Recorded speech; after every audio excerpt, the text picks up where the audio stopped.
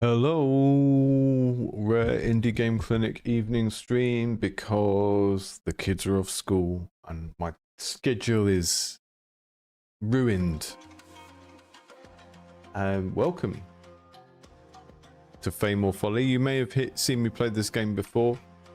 I thought it was time to give it a longer stream for multiple reasons. One is just because I haven't.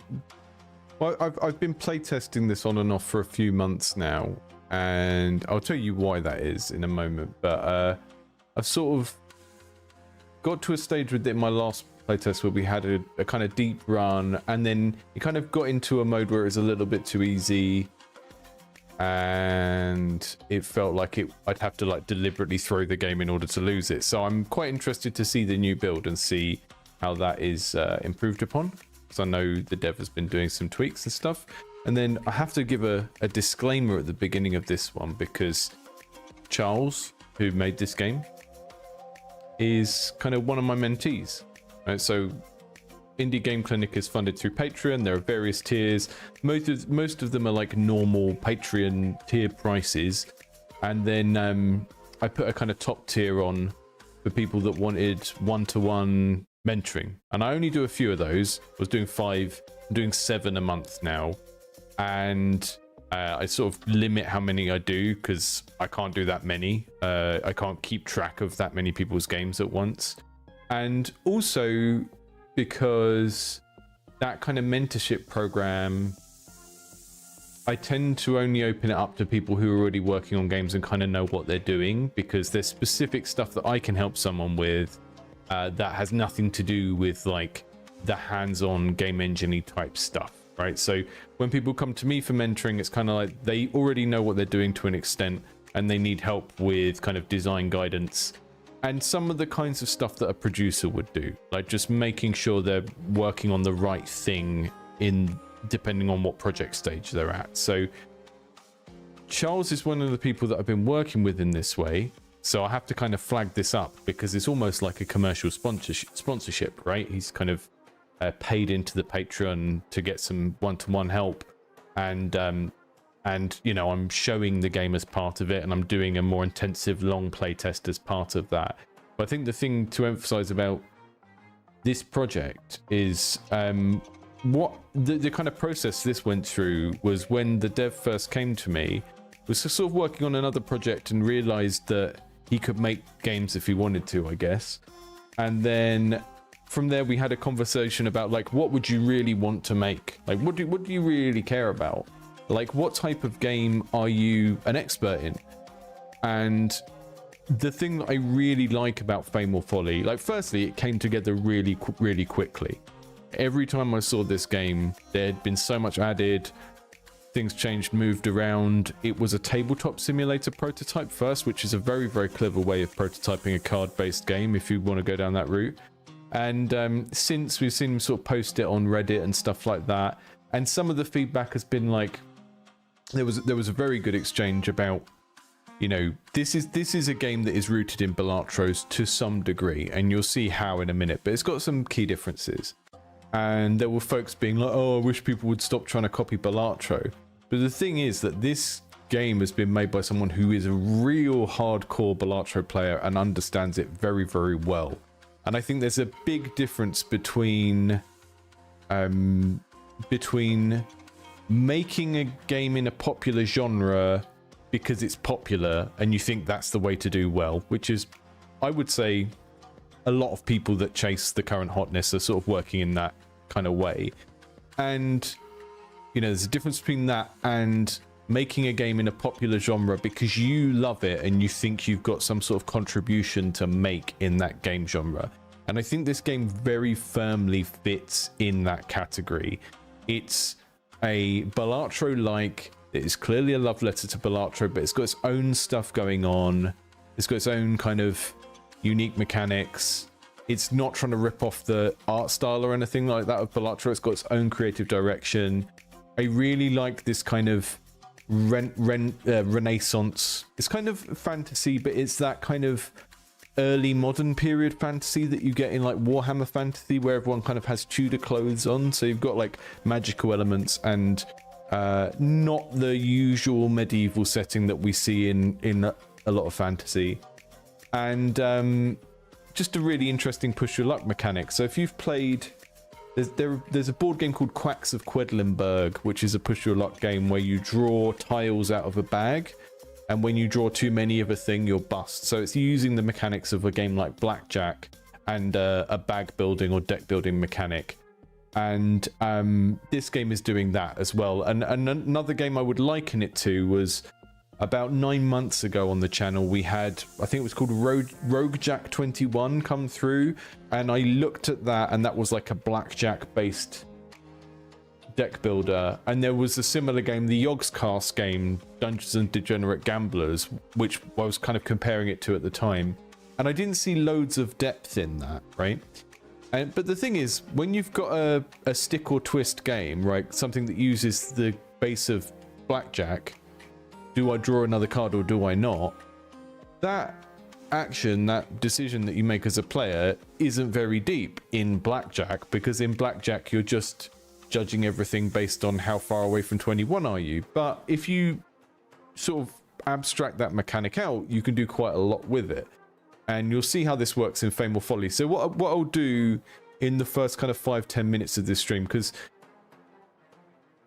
you know, we're here to do a little bit of a deeper dive on this game. Like I said, it's one of our kind of big supporters of the channel, and I've been kind of indirectly working with them on this game to some degree. So I have a vested interest in this game doing well. But we also want feedback from people. So as always, you know, fellow devs, fellow designers in the chat, please let the developer know what you think is strong and weak about this game as we go through. I'm going to try and play the first bit of the tutorial through reasonably naively. I will just read the tutorial out. I'll play the game and think out loud as if I haven't played it before. And then when we get into doing a proper run, I will just play it as if I know how to play the game, because I do. But I know it has been rebalanced quite considerably since the last time I played it. And I think one of the things the dev told me is they found someone that was just an absolute sicko at this game and found out how to completely break it and make it too easy for themselves. So they've been using that person to sort of balance the game against, which is why it's a really good example of why it's great to find a playtester like that early on, because it's so much better than putting something out to 10,000 people and then finding that like 100 of them are all that type of player that can completely break the game. So let's click play and get going. I think I maybe skipped some of the tutorial because I already opened the app earlier. So I might have to just explain the game. I opened the app to check like the sound levels and stuff at the beginning, so I think it's forgotten that maybe I can reset the... You might need a setting for that, Dev, if you're listening back on the VOD. You might need a way to turn the tutorial back on, because I think I've skipped it, because I sort of saw the first bit of it and then quit the app. But that's fine, I can explain the game. Basically, we are a traveling troupe of entertainers. We're drawing cards from our deck that currently starts off with 5, and some of them have these little trouble icons.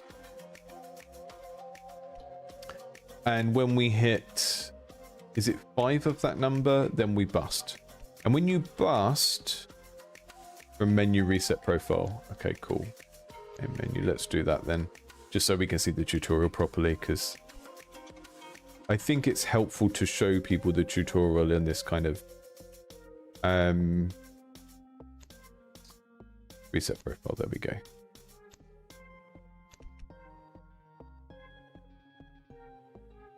Audio in and out on the game audio or the mic? I put the mic up way louder today because people said the noise suppression was bad on the last stream. Okay. Yeah, I'm not getting the tutorial, but that's fine. I'll then restart the game. I see. Let's do that.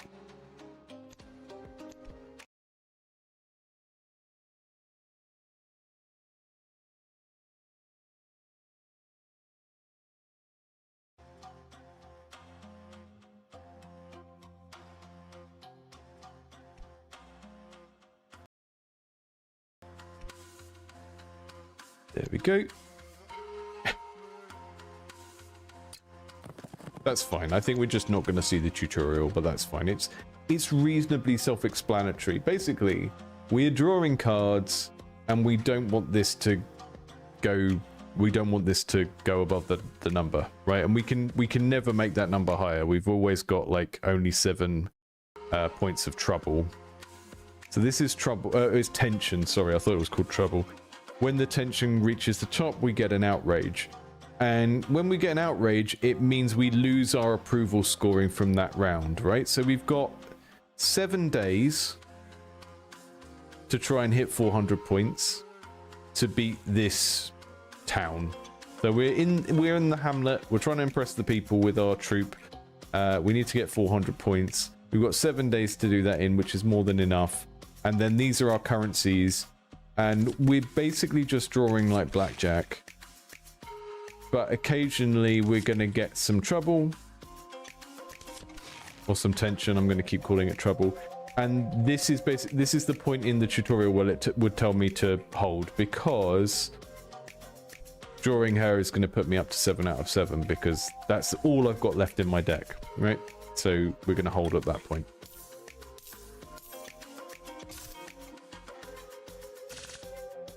Yeah, if you want to go and check out the game, there is a playtest you can join that is on the link in the description. Hey Melissa, hey Tweezy. I'm glad some people get to join because we're doing a different time. You know, the only reason, well, not the only reason, one of the reasons why I set my streams at really specific times is because Twitch kind of expects you to. But we have such a small following on Twitch anyway, I might just start ignoring that, because the weeks when my kids aren't here, I have a lot more flexibility to stream at different times of day, so I might just move it around every week. So these have question marks because I don't know what they are, because I haven't collected them before. I'm gonna get this guy just because I feel like I should go with some sort of classic entertainer, seeing as that's what we're here to do.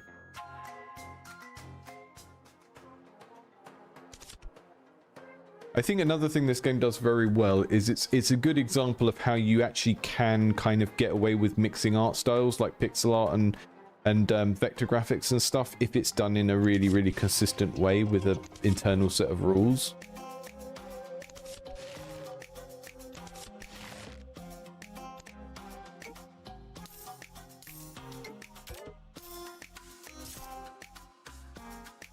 So I will try and think out loud a little bit more. I just played that one without explaining anything that was happening. I'm going to collect minstrels to start off with, because they just seem like the obvious thing. And what's this guy? A vendor. He gives us money each time. So between rounds, between days, we are adding stuff to the deck and building the deck out. But then they leave after we finish this town. And you'll kind of see how that works. I think it's still a little bit confusing the first couple of times you do it, but hopefully not so much that it's going to throw people off the game, because it is kind of where the depth of the game comes from. So I'm going to get him as well because I can afford him. That's taking my copper coins. We go next day. Yeah, the way the cards have a little scene in and they zoom in and out is really nice. Draw the drunken first time. So she gives me 2 copper. The thing about the coins you get regardless of whether you bust. So when you bust, you kind of get the money as a kind of booby prize to go forward. Booby prize. Ha ha ha. And oh yeah, I'm not doing good here. I should hold. Let's have a look. So I've got a 2 in 5 chance that I'm gonna. Well, I've got a 1 in 5 chance that I will bust. I'm gonna go for it anyway. And now I'll hold. So that guy put a mult on, which should multiply these values that are the ones that give us our score. Let's see if that works.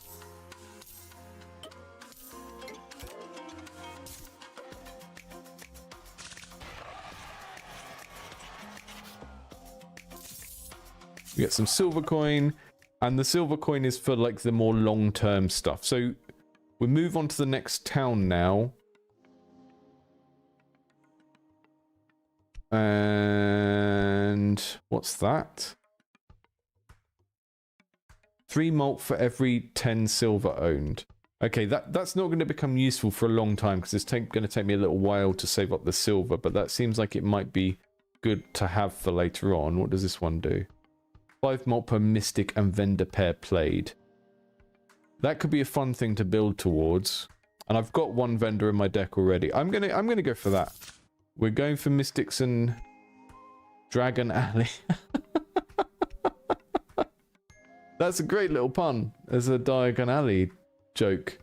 Wizards and mystics and vendors. Okay, and that will if I can get a round where I got 2 mystics and 2 vendors out, we multiply our score by 10, which is going to be cray if we can pull it off. So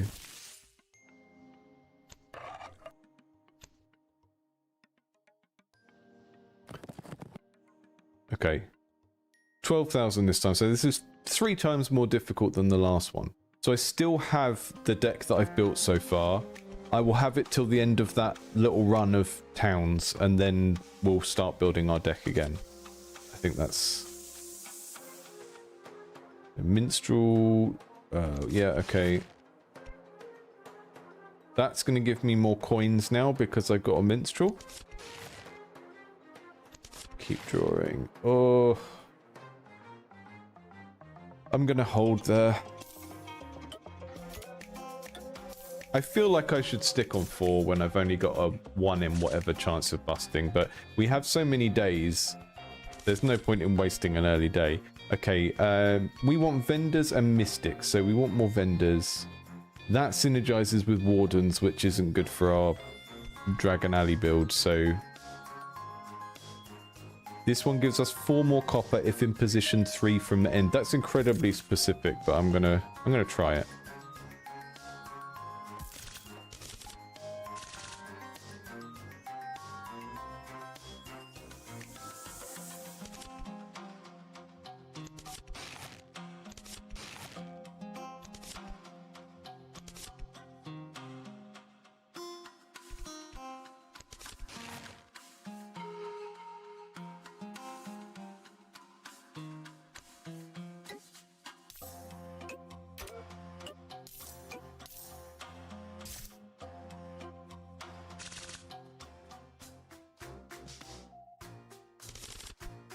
Yeah, people really, really liking the presentation.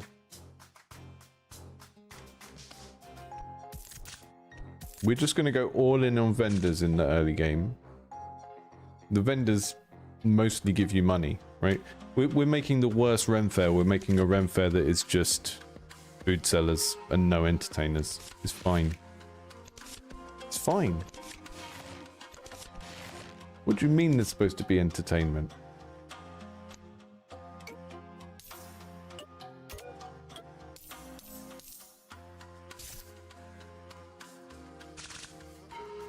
You can kind of see how you can do it in almost a slightly mindless blackjacky way of just draw.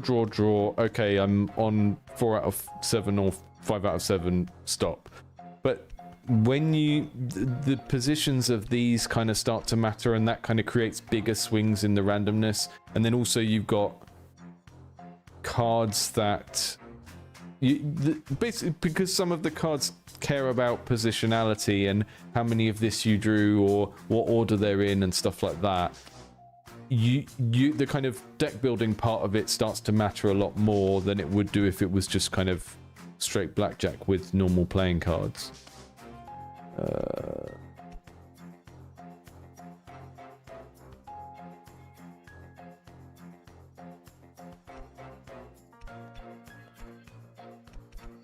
I don't want any of them. Don't want those guys.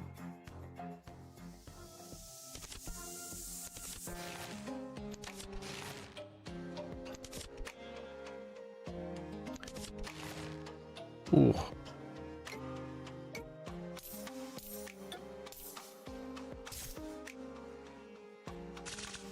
Right, we've beat the target. We can move on.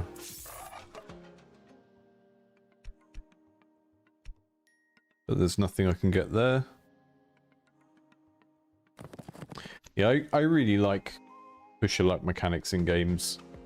It's not something I'm very good at because I have quite poor impulse control, so I tend to overdo things. But that's why we have games about it, so you can do it in games and not anywhere that it matters. Oh, oh.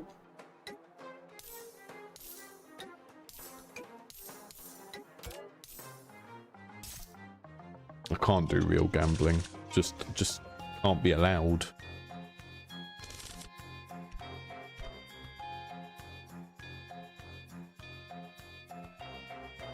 That's a warden synergy.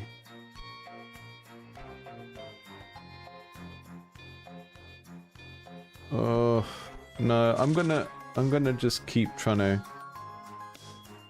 I mean, maybe this is a particular type of playtest that is helpful to see, because I'm like deliberately not spending my gold on anything that doesn't fit the synergy I'm aiming for. Not my gold, my copper.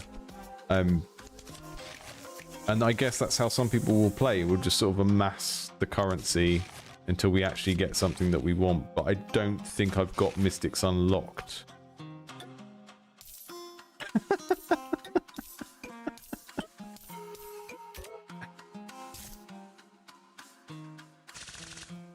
I haven't seen any mystics show up in the shop, so I've got a banner that is saying I should have mystics, which means that in my head I've started building towards mystics, but I don't actually have any way of buying them yet because they're not in the shop. So I don't know if that's something worth addressing, that basically the keywords in these banners, maybe this shouldn't be in rotation until we've got mystics unlocked, which I think is something that's happening, but I'm not totally sure.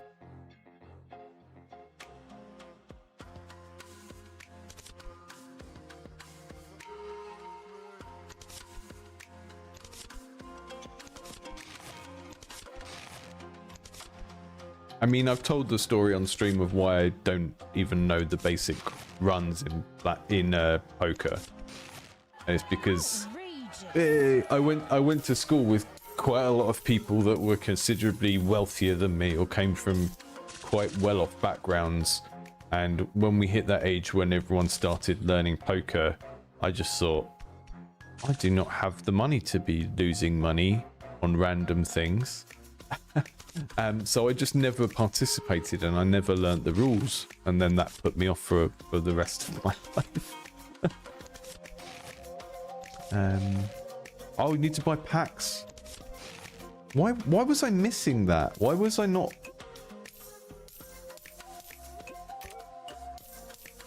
Yeah, just not having enough silver at the right times. It's all right, we'll get it on the next one.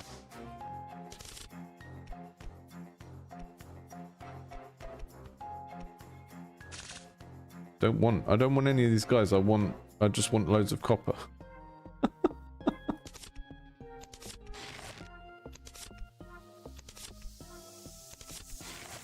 We're doing okay though. I've only busted once. I think we're going to beat the score target this time. 3 more days left. Ah, they didn't get offered. Okay. So yeah, there's a bit of a... I don't know if that's something you want to try and design out of the game, but having a banner that relates to a card type that you don't have yet because it hasn't shown up in the packs. This is very inside baseball for people who've never seen this game before, but it's quite hard not to... I'm cursed with knowledge, so I'm always going to be jumping into that deeper part of the game design.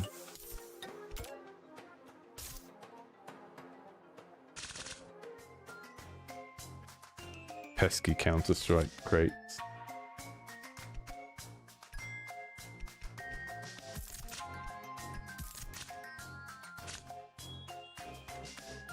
Stick some more approval points in the deck, so we've got a better chance at passing this one. That's going to take us over the score threshold anyway, right? That's going to be 120. So, yeah, we can hold there, I think.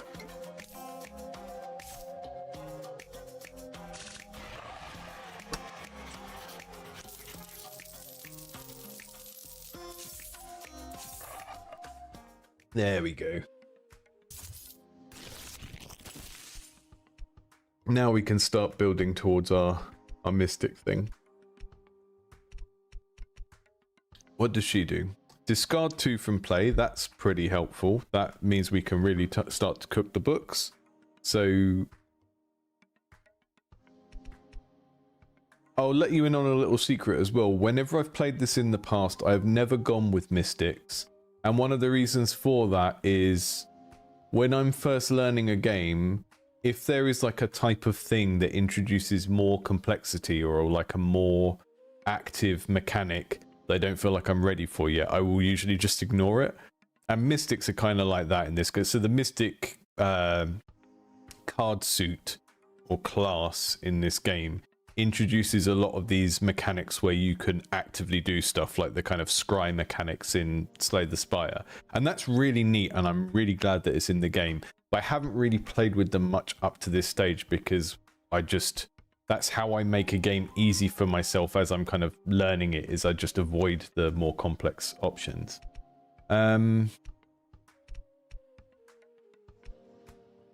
He gives us mult per tension, which I feel is like an always helpful thing to have. So I'm gonna have him as well.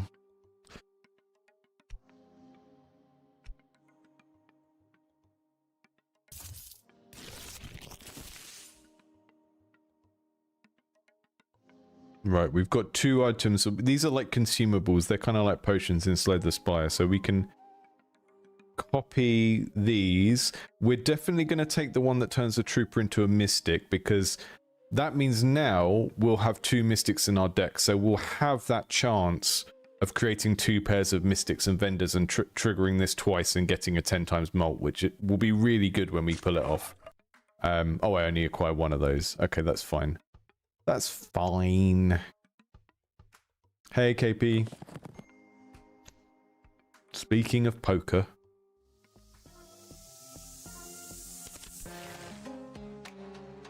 and Const, welcome. Trying to do a bit of a thing at the moment. We've got Indies Under the Knife tomorrow, the weekly stream, and that's going to be deck builders and push your luck games. I'm trying to have like a theme every week that runs through the whole week, because then those of you who are in multiple streams, we can have a little bit of a running thing about that genre or theme or whatever it is. So tomorrow, when I do my morning stream, I'll be thinking, is this better than Fame or Folly? All of the games.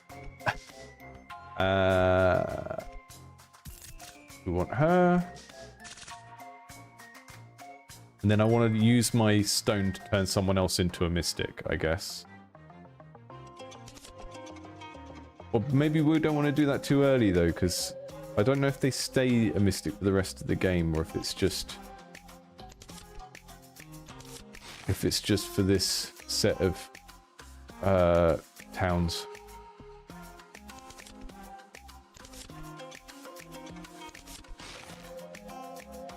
Mystic Drunkard.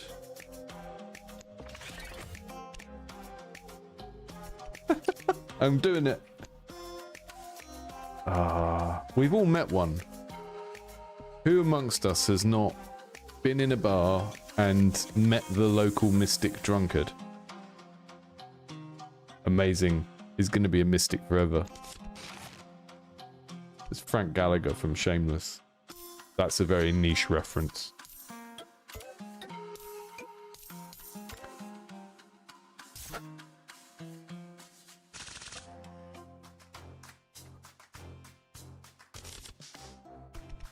Hey, we're doing all right.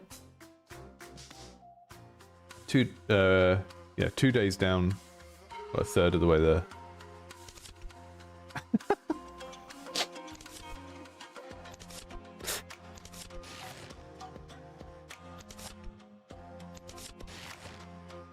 Reverend Rhythm. Is he playing something? Is he whistling?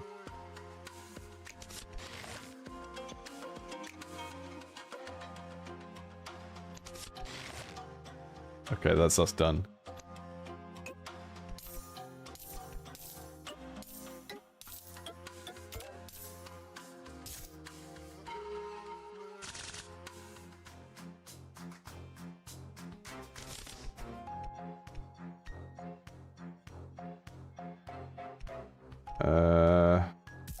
Fairy.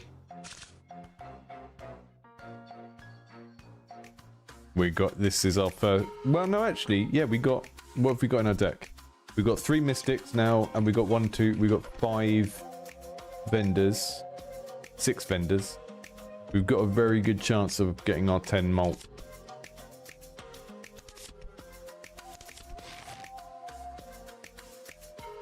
That's our 5.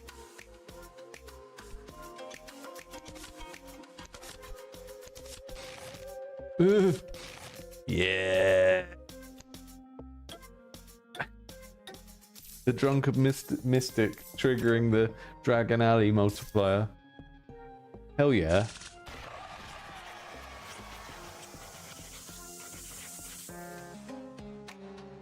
So we get silver when we complete the town. We get silver for actually beating the amount. We get silver for how many days we had left. We have silver for how many coins we made. So there's a bit of balancing either way. It's like if you play for longer and store loads of copper that you don't use, it gets converted into silver. But generally speaking, it's going to be better to get the silver for the remaining days, unless you're earning more than 20 a day. There's like an interesting little trade-off there. Interest. 1 for every 5 max. So you get interest on the copper that you've already got as well. The art on the cards looks horny in a really stupid way. Yeah, I mean, I kind of like that aspect. It does. I've never been to America, so I've never been to one of your Ren Fairs. But my understanding is there is this kind of slightly bawdy, tawdry sense of humor around them, and that is kind of like a deliberate thing. It's not just like, you know, conventions where people perv over cosplayers who haven't consented to that. Slightly different when people are like role-playing a kind of bawdy ale wench or whatever, and there's kind of like a deliberately flirtatious thing going on. I feel like it's tapping into that a little bit, but I feel like those of you who've been to an actual Ren Fair might have better input on that. When a season ends, you decide which troopers remain for the next season. However, a troop always needs a bit of tension. So if your troop has less than 5 tension, miscreants will join. Okay. Who are we keeping? Who are we keeping? Who are we keeping? We're keeping Pyrella. We're keeping the Mystic Fairy. We're keeping...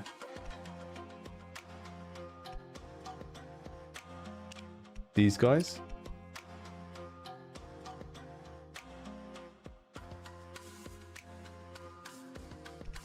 Oh no, we can only choose 3 to keep. Okay. Okay, I'm gonna keep my 2 mystics.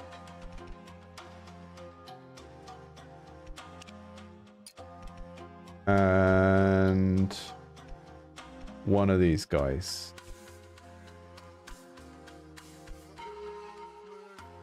I think he's the most universally useful of those.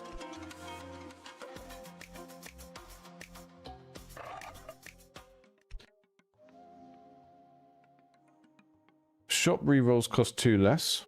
I guess that's better to get earlier than later, but I'm not sure it's that exciting. We can choose a troop to go directly into our deck bypassing the recruitment pool. Okay.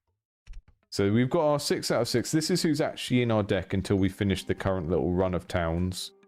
But it's sort of like you put stuff in your deck and you're upgrading the recruitment pool, and stuff goes out of the recruitment pool gradually as well. So it's kind of like as you progress through the game, you build stuff up, you lose 2/3 of it, you build it up again, you lose 2/3 of it. And as you go through, you're kind of refining your build, but it's not, it's kind of like... it's not like a Slay the Spire where your deck just grows and grows and grows and grows, and then you get very, very rare moments where you get to thin your deck. You thin your deck quite regularly, but you're also controlling what's in the shop to keep adding to your deck later on, which is kind of confusing to learn at first, but the trade-off of that is, okay, it takes a little while to learn and to get your head around what you're adding to what deck or pool at different stages of the game. But once you understand that, there's quite a lot of depth to get into. And I think that's really what counts here. Prevent an outrage. We're going to go with the Mystic.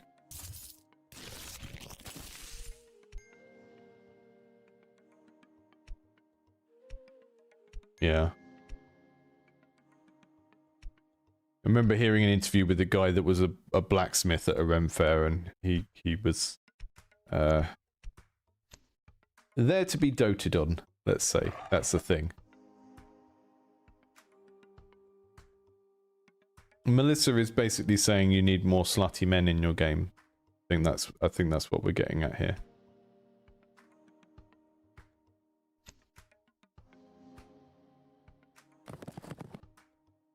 We need some slutty blacksmiths.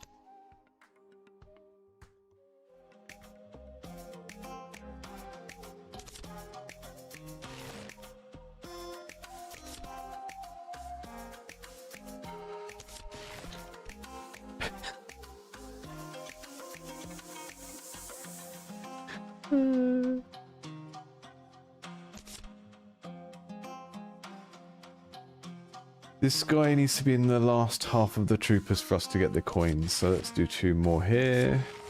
I'm busted.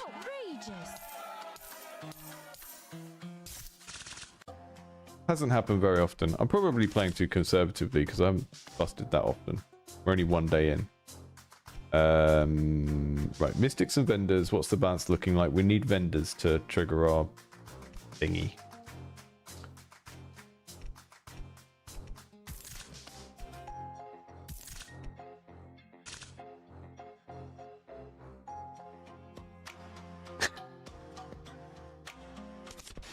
I think bears, by definition, don't have bear pecs, right? They have hairy pecs.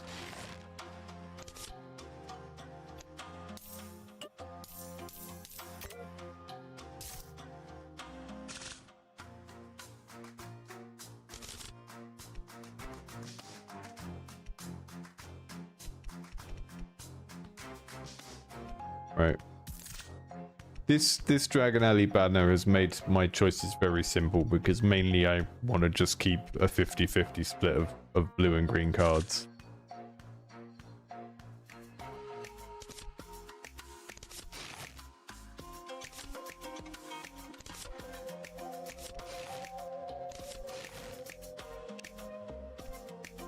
Okay, look at the top 1 cards of your deck and choose to put them on the top or the bottom. You can go on the top. And then I'll hold.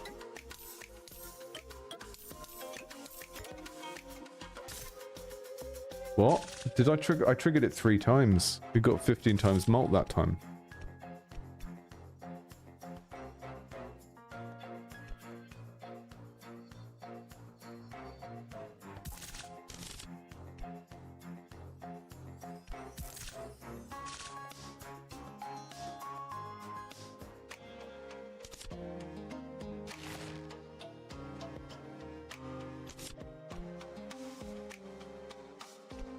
So that would have let me discard 2, but because I've drawn her first, it doesn't really do anything because I don't have anything to discard.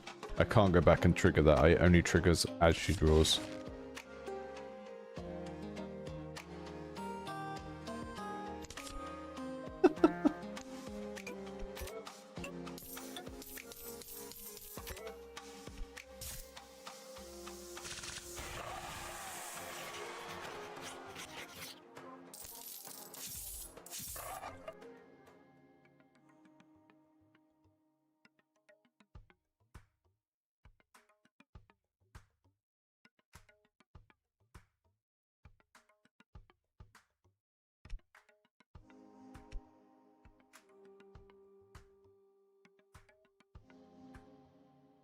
Okay, showcase pack.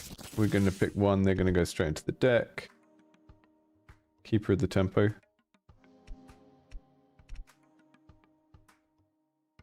Ooh. We're going to get the Inquisitor guy. I feel like he wouldn't get on very well with all these wizards, but... Howdy, Nick.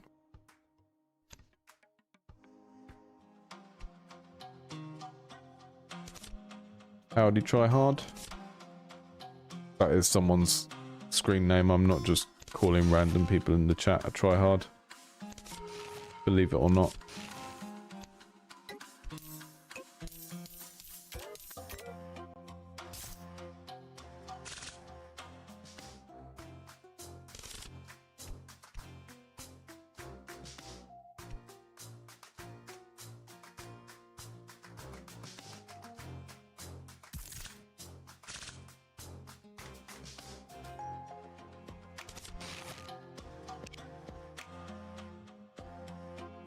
Top. We've got 2 mystics. One more. Yeah, hold there. 2 green, 2 blue. That gives us our big mult. Ooh.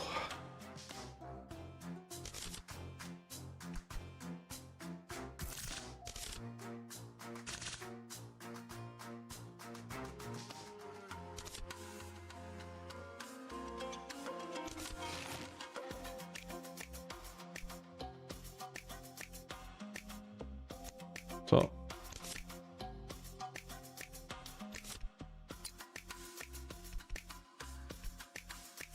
Reorder them.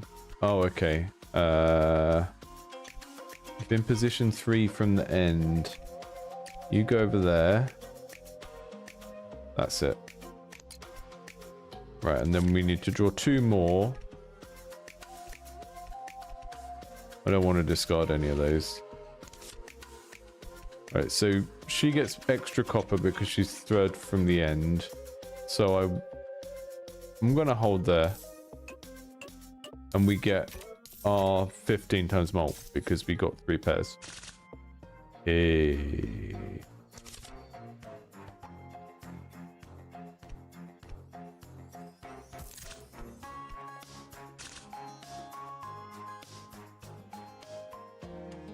They didn't have tomatoes in those days.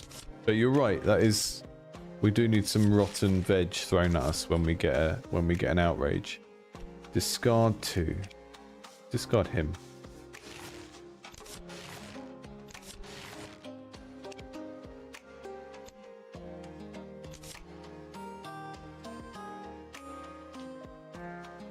Got 50% chance of getting another green on the next draw, which will get us up to our 20 mil. Ah. Okay. You need to be position 3 from the end. Anyone else that needs to be in a particular place? No. Okay. I'm going to hold there.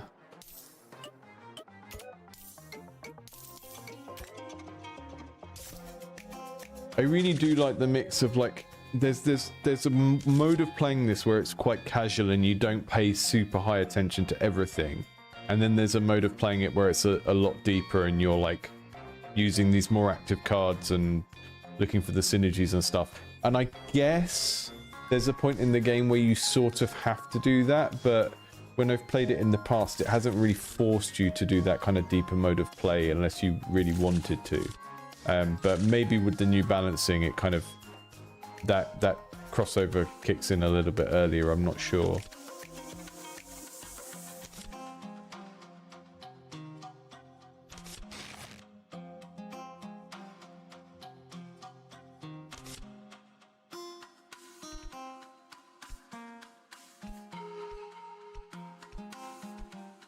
I don't want to discard any of them.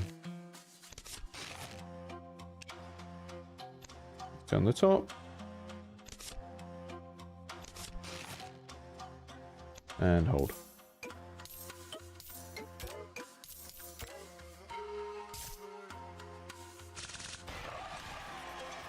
Yeah. I think pretty much everyone likes the presentation of the game. We've got some sort of comments about the kind of gendered representation, which I think are obviously totally valid. I mean, I'm not the person to decide whether they're valid or not, to be fair. But I do think they would be easily rectified by just making it feel a bit more even, I guess. Drawing some packs, drawing some 6-packs. Get some more malt in the deck. And the kind of UX and onboarding, we haven't played through the tutorial this time because I've somehow managed to skip it because I'm a wizard. But I mean, that has been through quite a few rounds of testing. It's the sort of thing where, because you're trying to teach people to, you know, there's a certain amount of this game that is familiar and people will understand, and then there's some parts of it that are quite strange and take a little while to get your head around, and the only way to improve the onboarding into those things is to just keep testing it with new folks and seeing what happens. We're going to turn the Inquisitor into a mystic. He's going to hate that.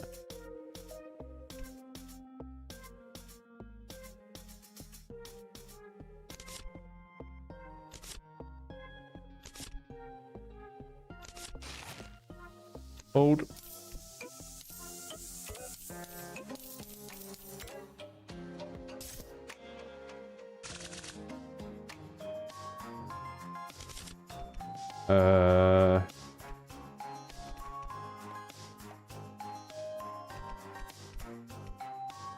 I want this guy just because he's cool, and I don't care if he fits my synergy.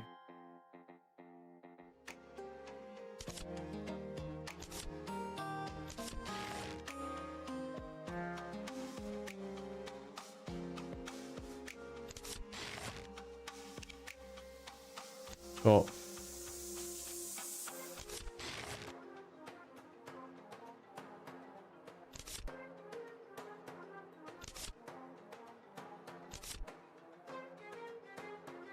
Discard 2. Get rid of you and you.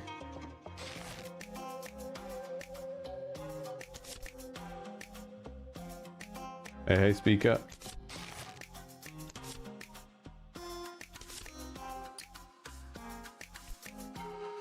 We're going to do a reorder.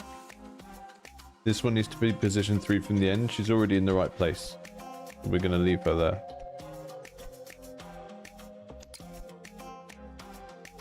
Hold.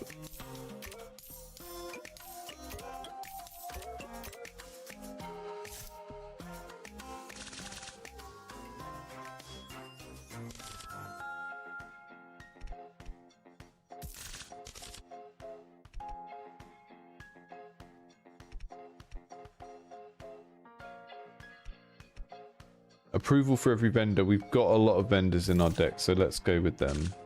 That seems, I mean, it's not going to hurt our synergy because we're still doing mostly blue and green, which is doing like triggering our big score thing. So anything that synergizes with those two classes is still probably worth getting. I shouldn't have got the Plague Doctor. That synergizes with Wardens, and I'm not collecting Wardens, but hey.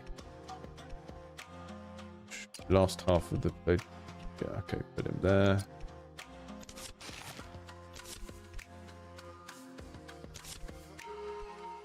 Discard 2. Gonna get rid of the Drunkard.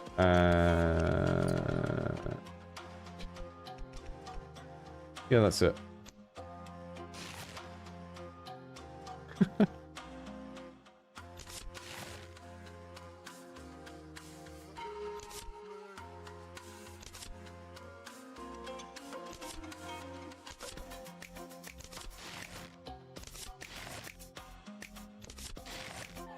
Oh. I really wasn't paying attention on that last draw. Oh well. Oh well. Who have we got here?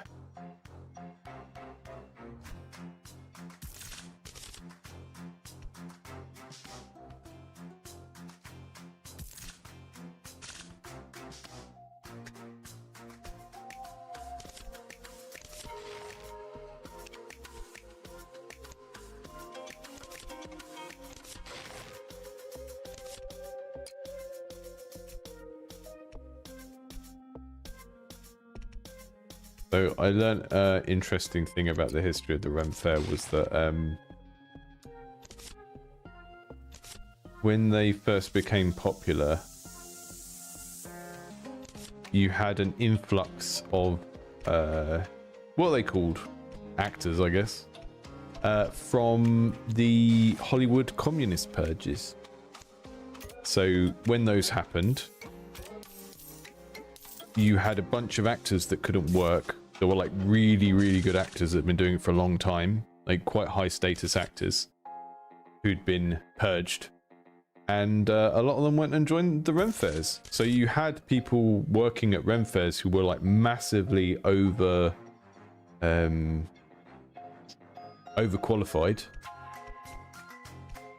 I find that really, really interesting.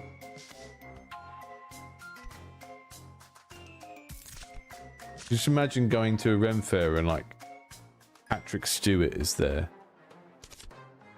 It's like, what? I mean, I feel like Patrick Stewart would go to a Ren Fair for fun anyway, but still, but not as a kind of economic necessity for their job, you know?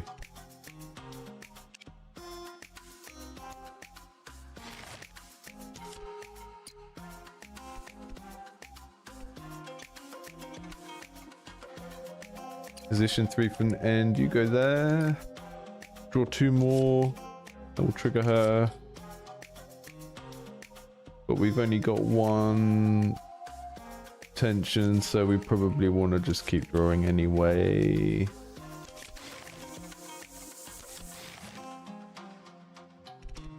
That gives us 3 lots of our... Ooh.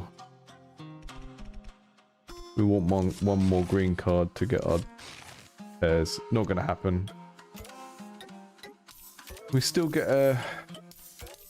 Oh no, we got 4 pairs. 26 multiplier. Of course, by that time, I've seen everything. I've seen it all. And then I ride off on the grass.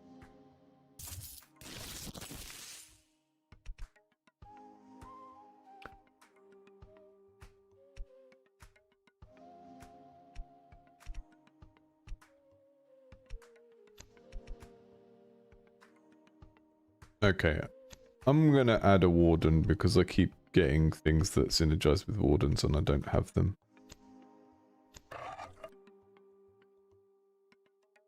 So we want wardens, but we don't want outcasts. Glass blowing is terrifying. Have you seen that show that's kind of like Bake Off but with glass blowing? I can't remember what it's called. It's like a TV game show with glass blowers. It's just like, it's so failure in glass blowing is so binary. Just like, oh, it's gone now.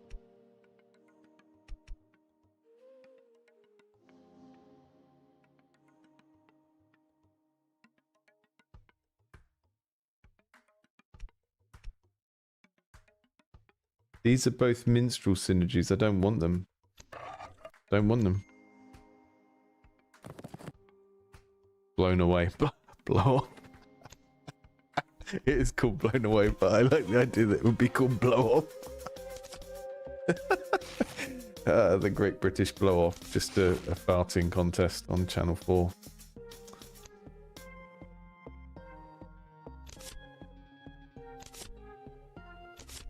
I love me a game show that's just people that are really good at a profession doing it.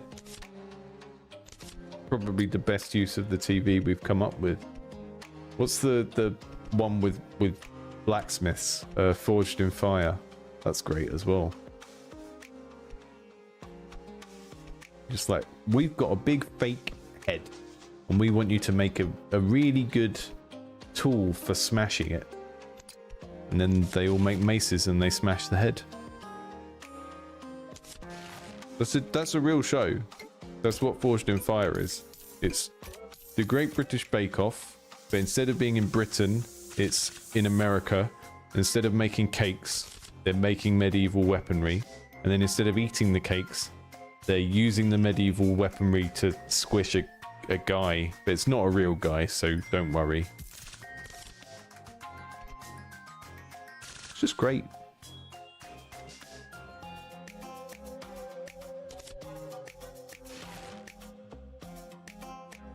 I feel like you know, like those shows like American Chopper, I guess, are sort of precursors to that. But that was like, yeah, we get it. We know you can do this. I want to see someone else do it now. All right, all right, all right.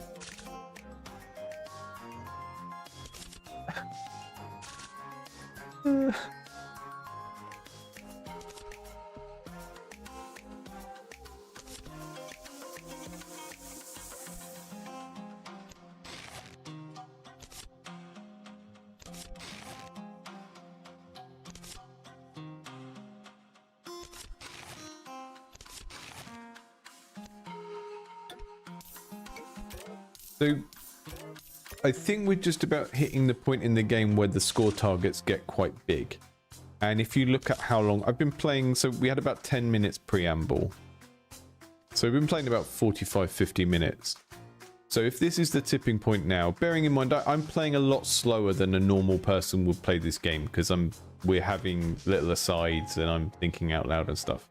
So realistically, this is the point in the game most people would reach after about 25, 30 minutes. So if we start to feel it get difficult now, I would say that's about right. Because I you know, I discussed this with the dev before, but I think run-based games, there's a big chunk of players of run-based games who want to finish a game in a session.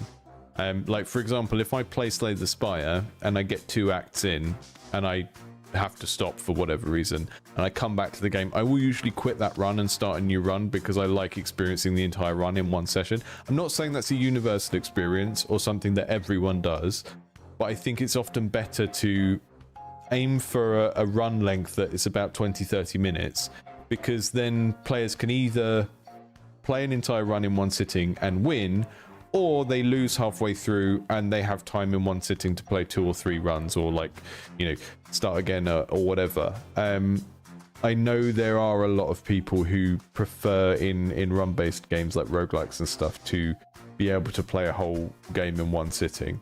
I think if we start to feel the difficulty ramp up a little bit here now, like if this is starting to get to the point where I really, really need to trigger that big multiply combo to beat it in time, or I just can't get through, then that's probably a good sign for like the fine tuning of this game, because it does need to hit a point where luck matters more, the strategy you've built so far with your deck synergies matters more, and if those things don't like proc at the right time, then you're gonna fail, because you need to start to feel the jaws of the game tighten around you. Otherwise, it's sort of like the last time I played this game, I had this experience where I'd been sitting there playing it for a long time and it just felt like I was never going to lose, and that was kind of a bad feeling, because it felt like the game was outstaying its welcome because it wasn't doing anything to like try and stop me playing it.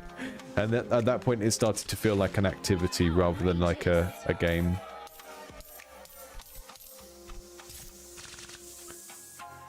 And you don't want your game to feel like an activity unless, you know, that's the intention.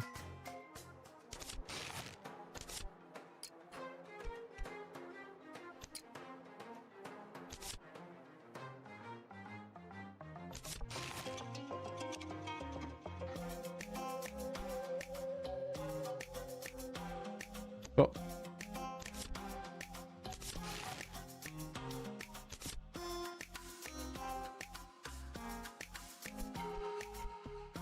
Discarding you. And you.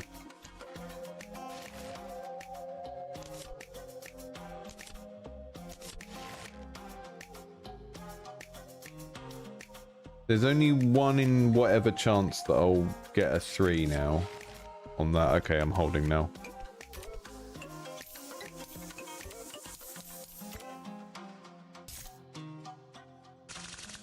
Whew. Okay, got 2 days left. I am less than halfway there. We might be about to lose. And like I said, that's good for the game. We want there to be this kind of crunch point where things get tighter.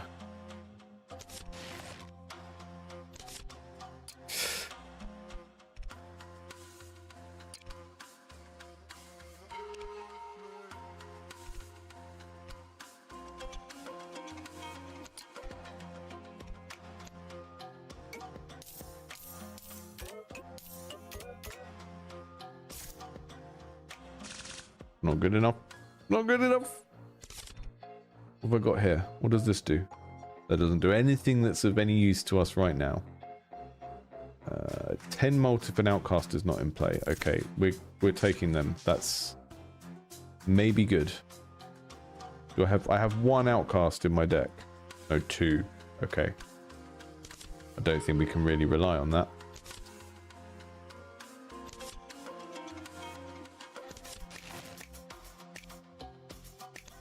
Top. Okay, that's giving us 10 malt. On 65. 650. 900. Okay. Oh.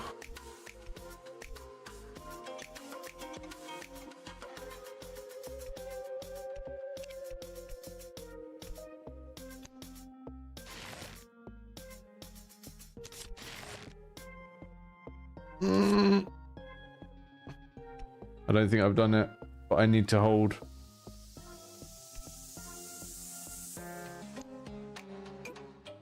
I think we've lost.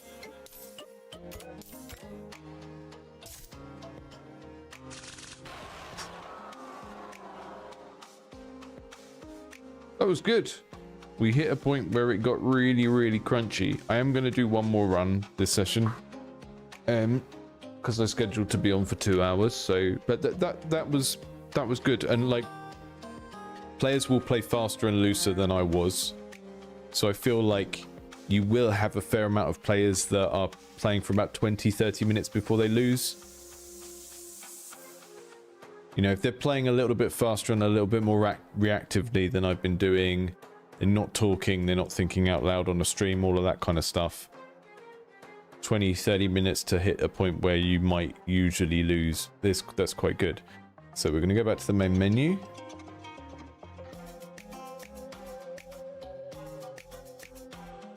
Mystics. Should that be harmony? We're missing an N there. Discover at least 25 items from your collection. New unlock. Okay, cool. Multiple unlocks. You have unlocked 1 trooper and 1 banner.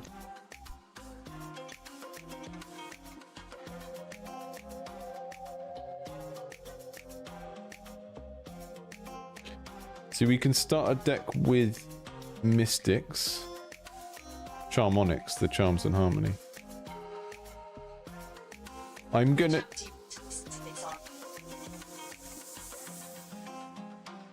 Siri just started yelling at me. Don't do that. I won't say her name again because she'll come back out. Has anyone else ever set their Siri to be like Australian? You can do that. Hey Siri. Change your voice to female Australian. Sorry, I don't understand. I had them set to female Australian because I liked to imagine that Kylie Minogue was in my phone. And the last software update has changed it back to English. Disappointing.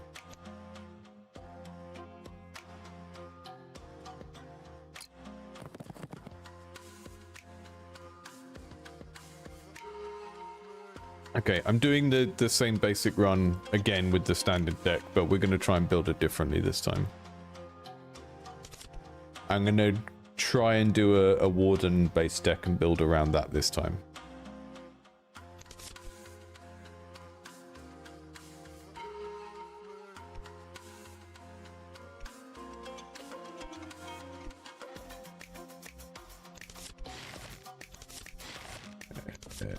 Oh, that was stupid. That was literally a rookie error. But it's fine, doesn't really matter at the beginning.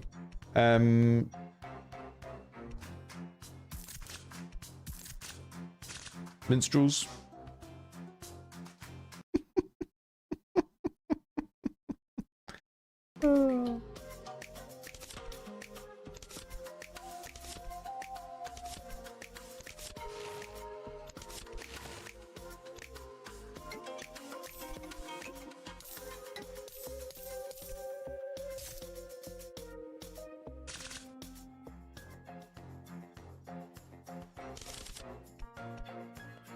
Samurai.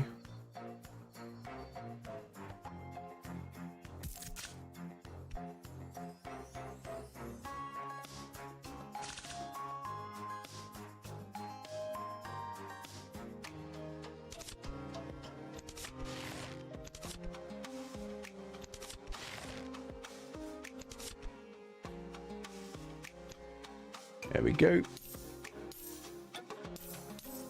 Decent little setup.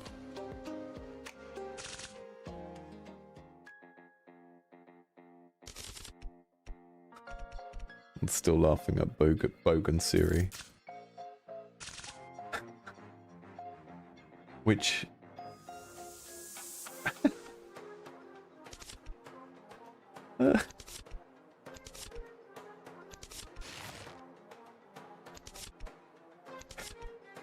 one of those terms that is like, I'm pretty sure it's kind of classist, right?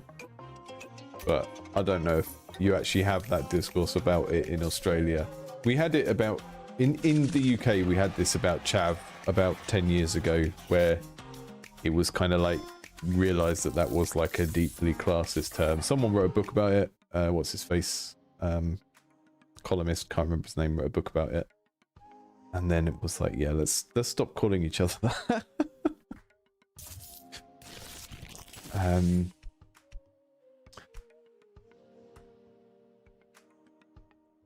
3 malt for every 10 silver owned. That sounds fun. Let's try and do that.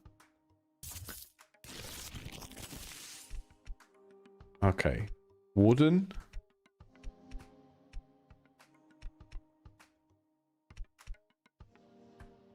Sure. Yeah. That'll do.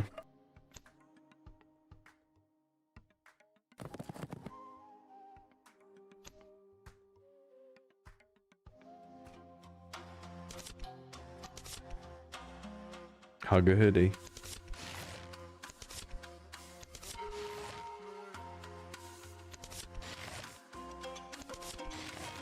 Oof.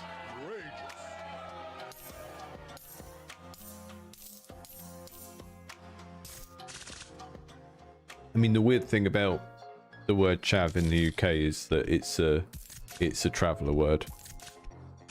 Chav and chav are a Romany origin word, so it has that root as well.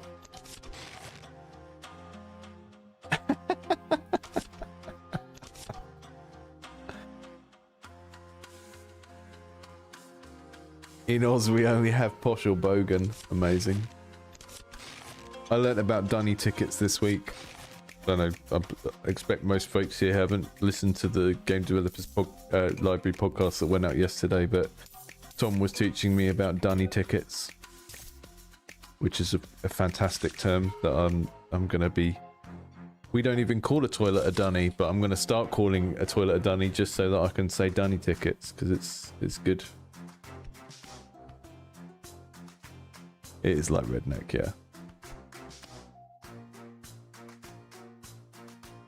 Although I think redneck has a sort of rural association, right, of being like someone that lives out in the middle of nowhere and is poor because of that, or there's a relationship between living out in the middle of nowhere and being poor, whereas in the UK, chav has a stronger association with council estates, which are like our equivalents of social housing, like the projects in the States. It's much more of a like kind of I want to say suburban, which is maybe not the term that you would think of, because when you think of suburban you think of like middle class communities, but council estates in the UK usually are suburban. They're not in the center of town. They're like often places that were built entirely to be social housing, like whole towns worth of social housing.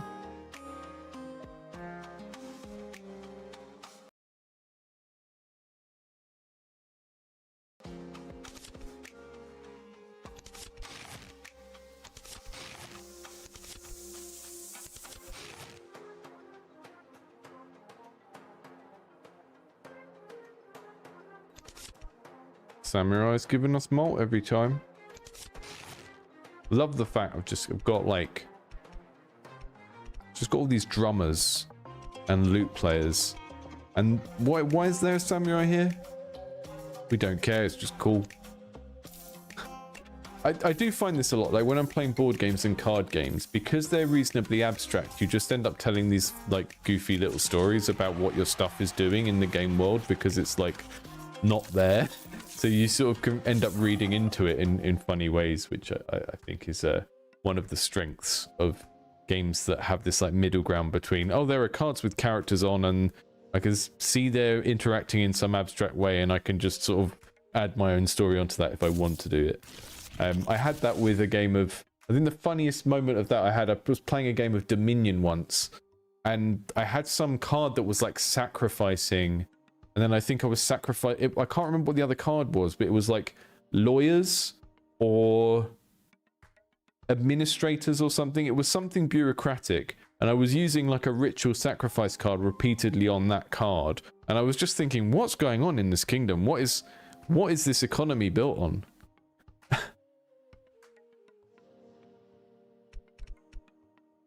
The warden?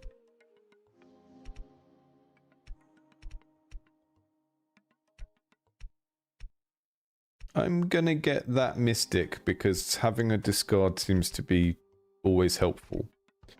So we'll go for that. Even if it's not what we're kind of specializing in. We want the silver doubling prop because that will go with our show of wealth. So what we really want is to use the silver doubling when we've got a lot of silver left over at the start of a run so that we can get the increased malt from this banner. There's like a really interesting little chain of things you can manipulate in this game to make some of the banners work.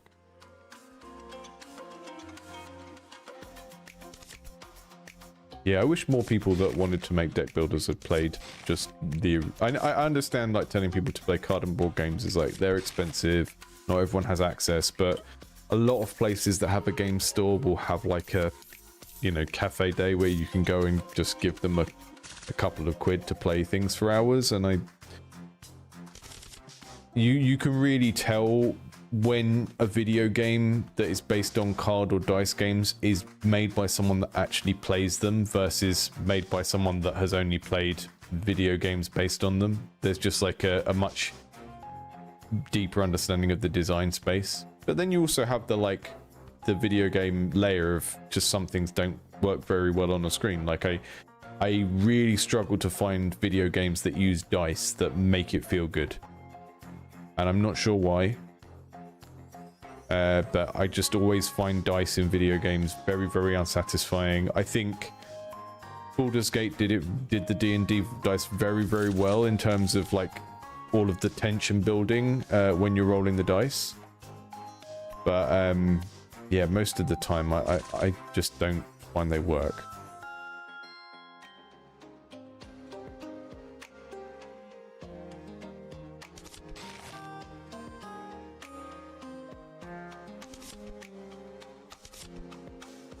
Yeah, there's a group local to me that I don't go to so much. They do a thing every Monday night in a local church hall, and I used to go a couple of times a month, and I would say most of my knowledge of modern board games comes from playing with that group. You know, you played Scythe there,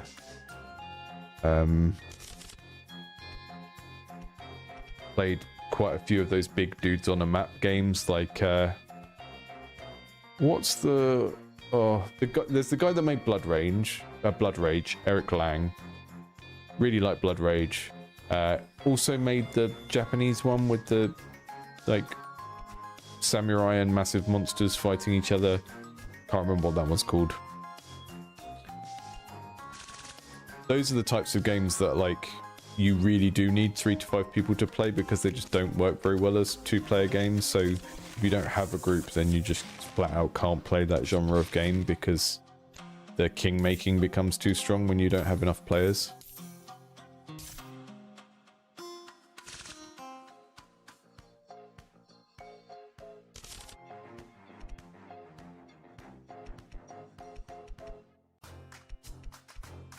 Spent the whole weekend at Tabletop Gaming Live. I don't know what Tabletop Gaming Live is, so I don't know I don't know if that's excessive or not. The last time I went to a convention was the UK Games Expo.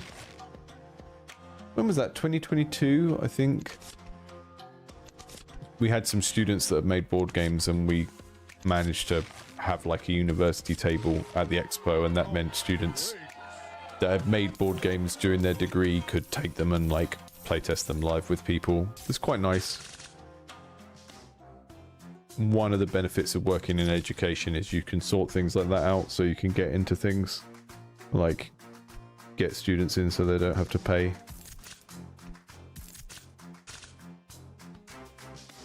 Yeah, I can see where you're coming from with the boss monster comparison and the sort of like linear ordering of the cards and stuff. I always found boss monster a bit of a weird game because it was sort of, it just always felt a bit too heavy for what it was.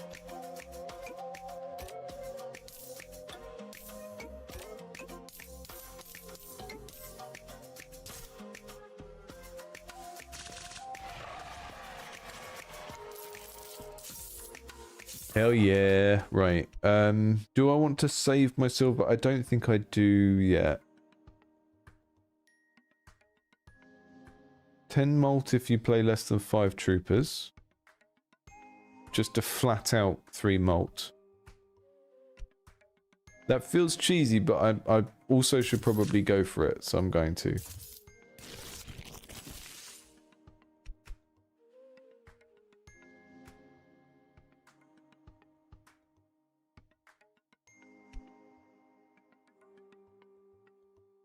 Ignore if next trooper is a miscon. Let's go for it.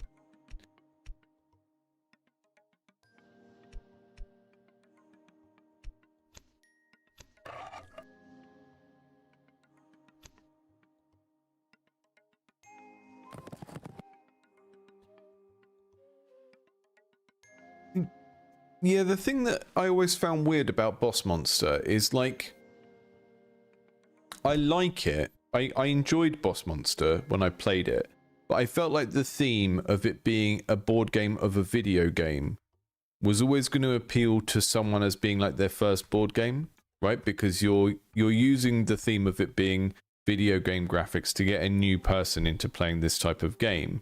But then like whenever I played it with anyone who wasn't already a heavy board gamer, they found it too complex.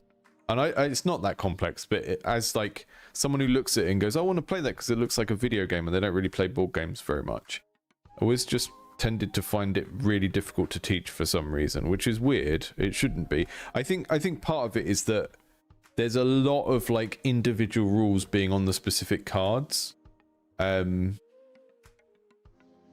that tends to be one of the things that makes a game hard to teach to non-gamers, because they don't like take responsibility for interpreting the little different bits of the rules that are on all the different cards and stuff.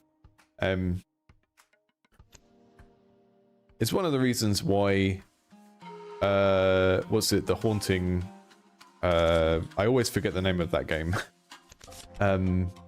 Betrayal on House on the Hill or whatever is a broken game, because it's so light and casual, but when the pivot happens and the person who's the traitor has to read the rules, if that task goes to someone that doesn't read game rules and is never the person that has to like learn and teach the game, then you're screwed because they read the rules wrong and then break the game, which I've experienced happen in real time, and it was really bad. And it's quite kind of saddening, because you might have someone who up to that point is having a really good time, and then they have to go away and read this separate rule sheet, and then they don't understand what it means, but they're supposed to keep some of it secret, so then the game is broken.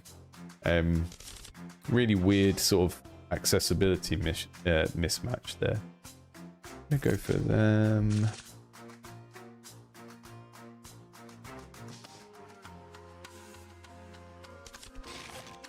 It's the same with like tabletop role-playing games and D&D. Like I always tell people, even with 5e, if you don't want to have to do homework, don't play someone with magic, because if you play a caster, you have to learn. It's you're responsible for like learning the rules for every spell your character can do, right?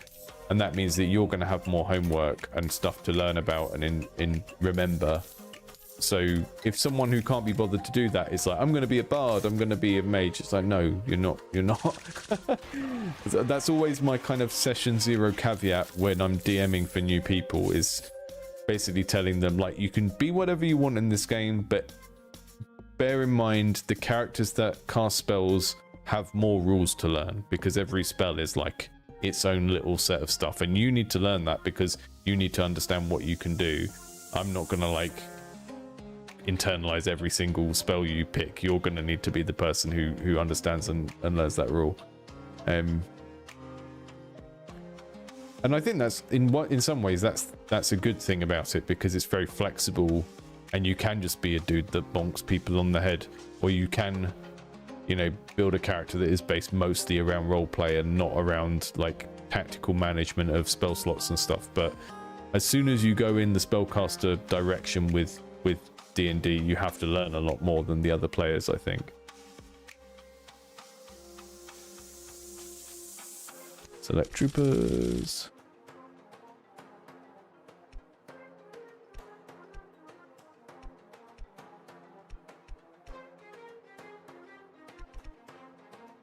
We're keeping our wardens and anyone who synergizes with them.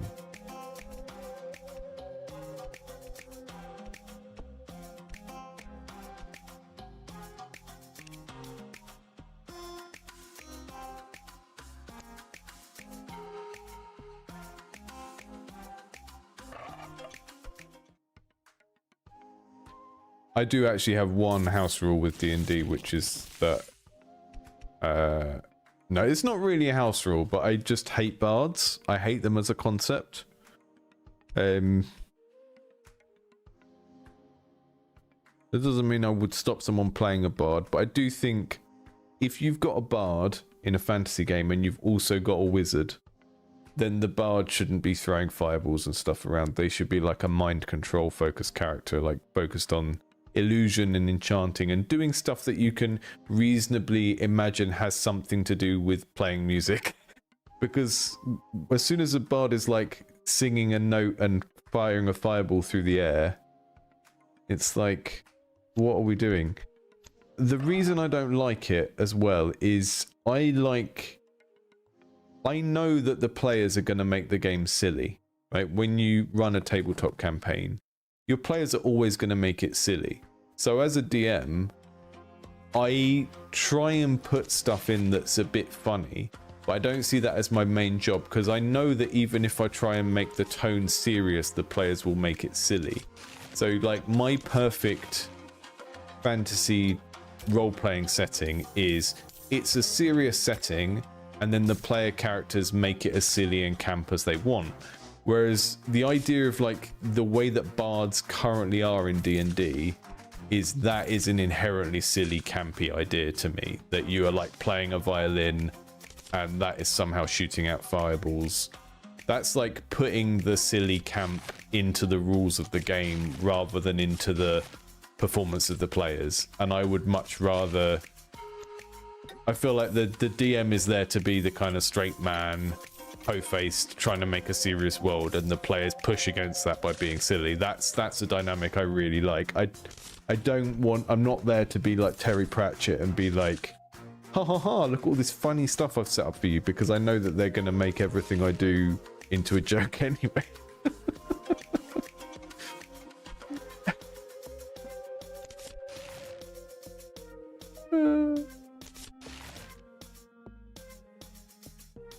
I'm so behind on Quinn's Quest. I only started watching it recently, so I'm trying to watch them in linear order because I'm not going to play any of the games anyway. So I've watched about like 5 or 6 of them, and my understanding is they get longer and longer and longer as they go in.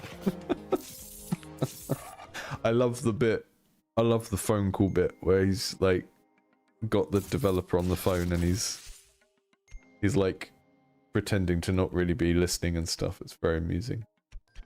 Oh, 1 free marketplace reroll. That's pretty good.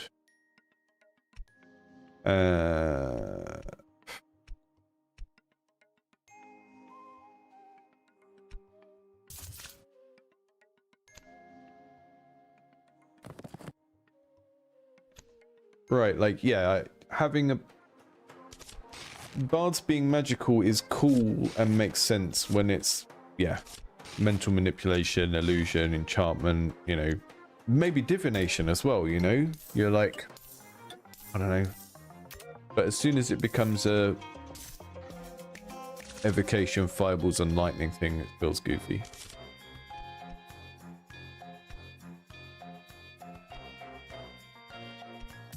Oh, that's a Warden synergy.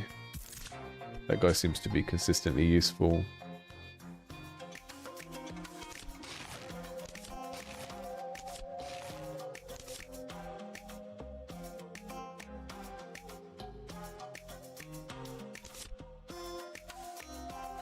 One more.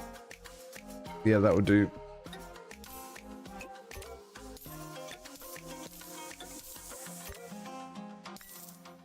Oh, I like that idea.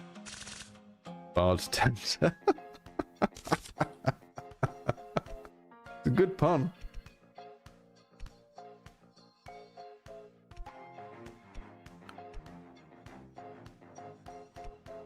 The last campaign I was DMing, it was the first time I made like a rival party for the PCs.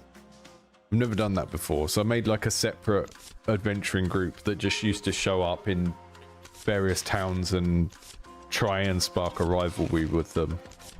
But they just always ended up like trying to make friends with them and drink with them. I was like, I just made them too nice, I think. I should have made them more irritating. There was like a big guy with a tiger head who was like a circus strongman type barbarian type who was called Diego the Magnificent. That was basically me doing the Antonio Banderas Puss in Boots voice. And yeah, Warden synergy. We want the Warden synergy. Extra malt as well.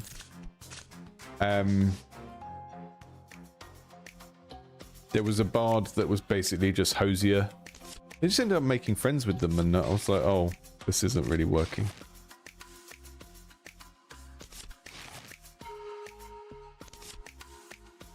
The funny thing is when your DM makes you roleplay the inspiring speech, so you can't just say, I give an inspiring speech, and then they're like, okay, do you?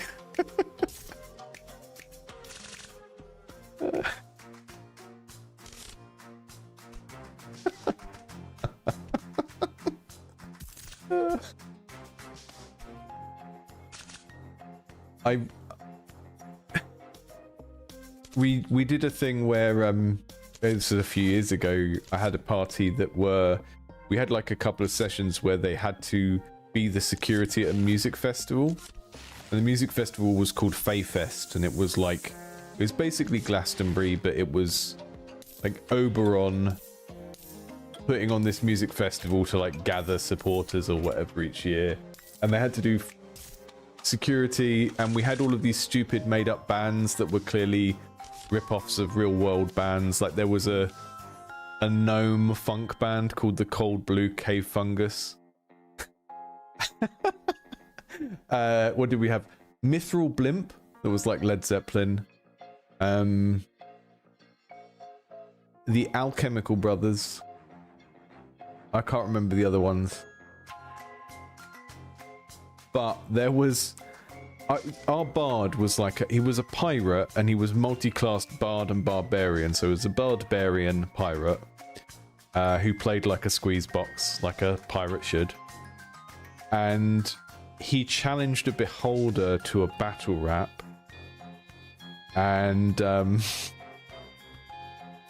then we had a series of mini games. Like he had a day to prepare for this battle rap, and there were a series of like mini games or little story bits involving other members of the party where they could succeed in something to give him extra. I think it called it mojo or something, but it was like his psychological hit points during the battle rap. And the beholder was the beholder had like a blinged out sort of metal helmet on, like a Magneto helmet that was shaped like a polyhedral dice, and he was called the notorious RNG. And it was just like it was just a big floating rapping beholder that was dressed like a big blinged out dice. And they had to, but the bard, the guy that was playing the bard actually wrote his raps. He actually properly prepared raps as well. It was amazing. So I had to just sort of make some responses up on the spot because I wasn't really expecting the raps to be raps. It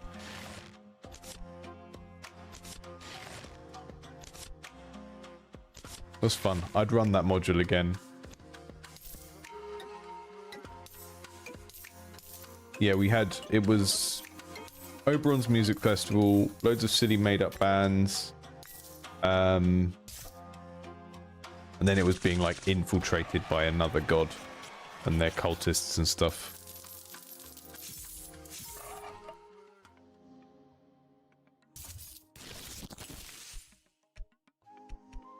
Haven't got this one before.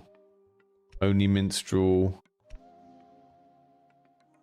4 malt if within the last 2 troopers. 1 malt per vendor in play. 20 malt if number of outcasts is at least 3. Ooh, that's fun. Let's just go for it. Let's try and put all of the outcasts in the deck. There's a Warden and Mystic pair banner which we're not going to be able to build towards now. I haven't done any D&D in a long time. Let's take that.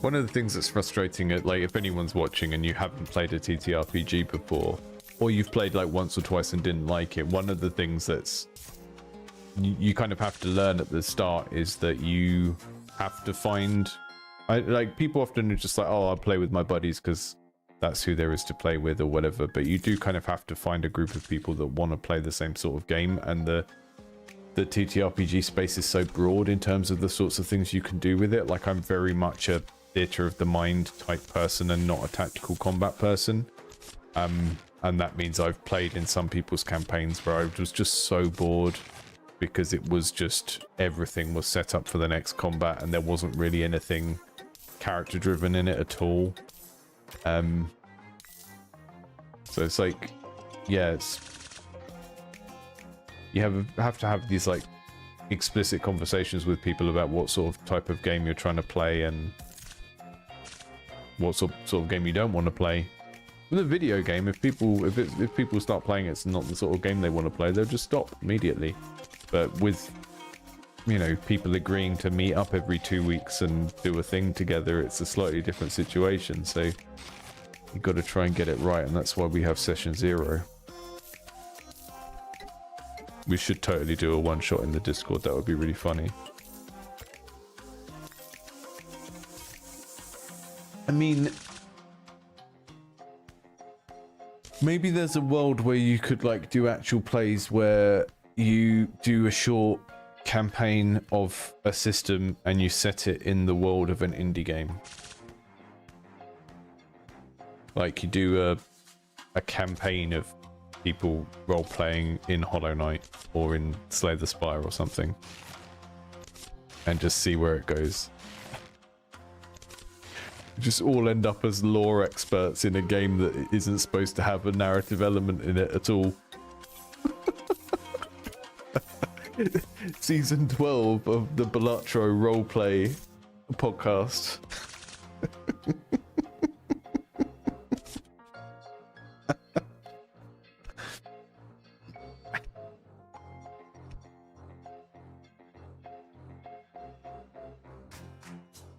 Permanently gain 30 if in position 3 from the end. That's really interesting. So she can go just level up and level up.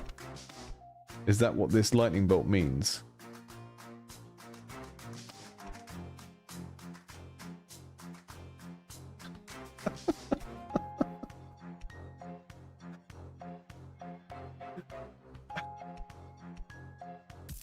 It would be funny because you could take very well-known characters and just like characterize them in really weird ways that no one would expect. Embarrass you. Yeah, just like, I'm gonna be Hollow Knight, but for some reason Hollow Knight sounds like Christopher Walken. You know, that kind of thing. Just be like, yeah, so what? That's how we're doing this.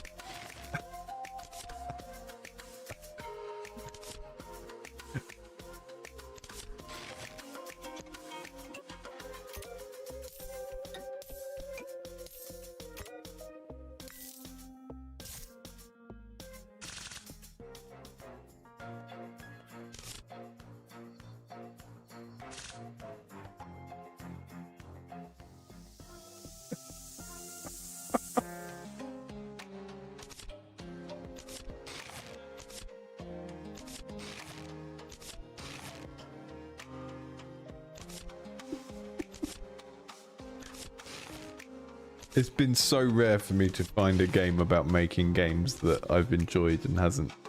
It's made me angry.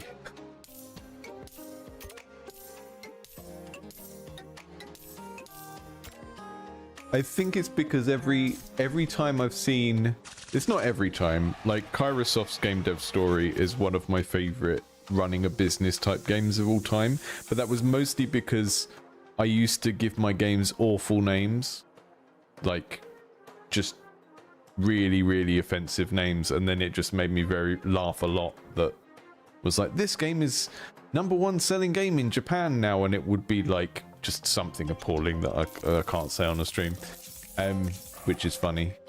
But I think most of the times when I've seen people do like hobby projects where they make a game about the games industry, they use it to vent very sort of trite anti-AAA views, which I don't disagree with.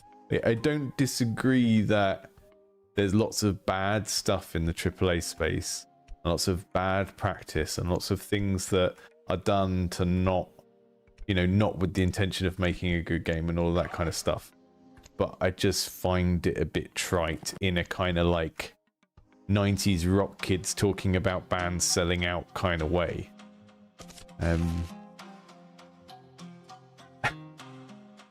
We should have a game dev stories stream, and people can suggest game names.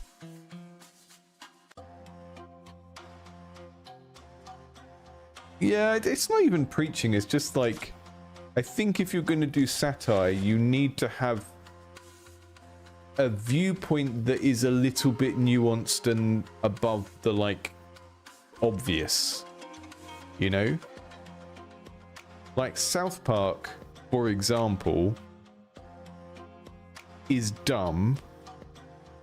Okay, so South Park is intelligent people pretending to be dumb rather than unintelligent people pretending to be intelligent. And that, to me, always comes across better.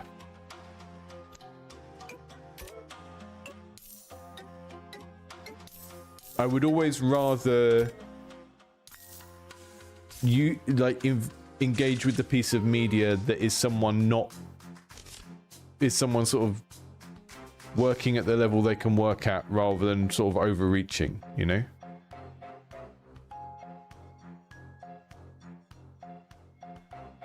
Don't forget to use your notice of termination between... Oh yeah, okay, that is time to use this, because this is when I lost last time. Outcasts are debuffed. Okay. Can I use that now? Nothing to fight. Okay. So that only works on people that we've actually got drawn.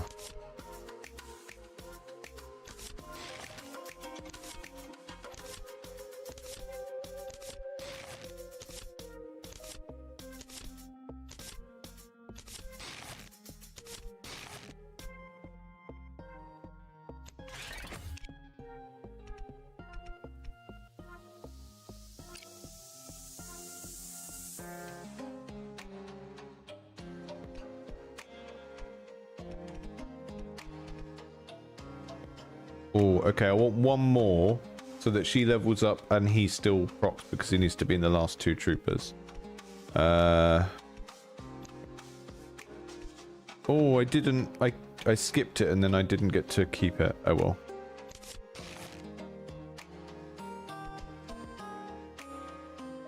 Right. We're going to hold there because then the hapless frog will trigger. And she'll level up as well, I think.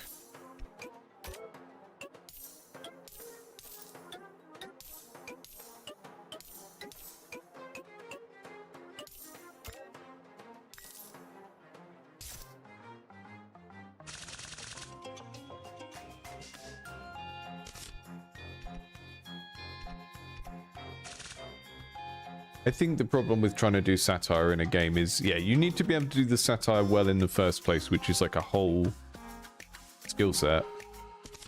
But then there's also that element of like, it feels like you're trying to make your thing important by saying it says something. Which is a challenge because you can make a really good game and then put satire in it. And then people will engage with the satire because they're playing a really good game. But then people will also just brush the satire off, just like there's loads of people who are quite happy to play Helldivers and like think imperialism and joining the army is cool, right? Even though Helldivers is clearly presenting a satire of that in the kind of like Starship Troopers mode. But people can kind of take it or leave it, which, you know, people would say that's kind of a toothless satire then, I guess. Right. Outcast. I don't think I have enough outcasts to trigger that. We've only got 2 in the deck, so I really need to get a 3rd outcast in the deck if that one's going to be worth having.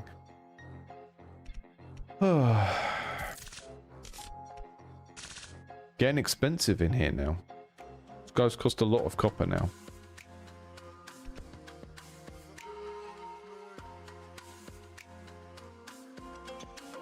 But we can...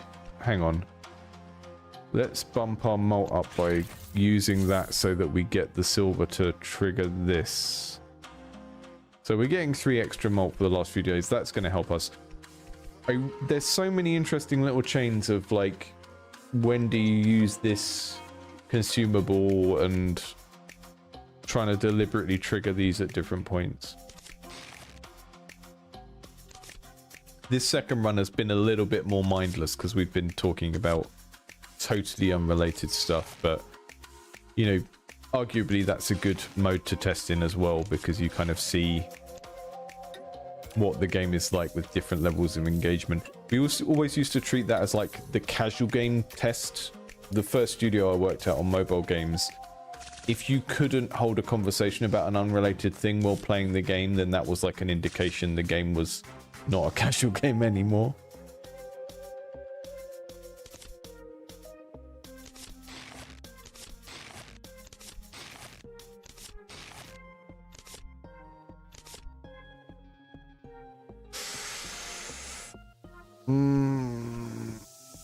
I really like the way that it defaults to filtering by tension, so that's because that's always it's usually the first thing you want to see in terms of opening the deck and seeing what you've got left. I'm going to have to hold there though. Sell some of the banners.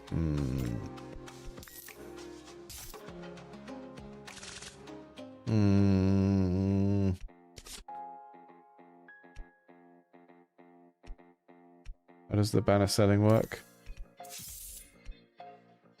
Yeah, we're going to do it. Oh no, yeah. Okay, we're going to get an extra, we're going to take our thing from this up to 6 now. And we're going to get another outcast so that we've got a better chance of triggering that 3 outcast thing. I'm doing better than I was at this point last time. We're right on the cusp of where I failed last time. Harlots.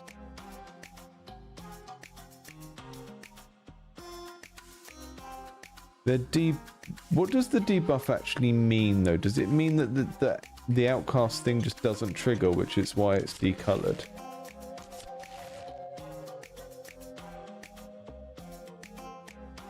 Not sure what is actually being debuffed by the debuff. I think that might be something worth thinking about. Oh! Outrageous!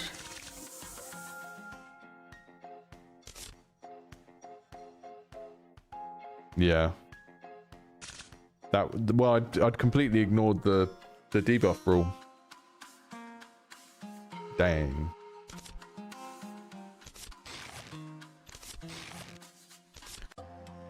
It's good though. It means there's enough things to think about and have to pay attention to. The fact that I'm missing some stuff. But we're not going to get through.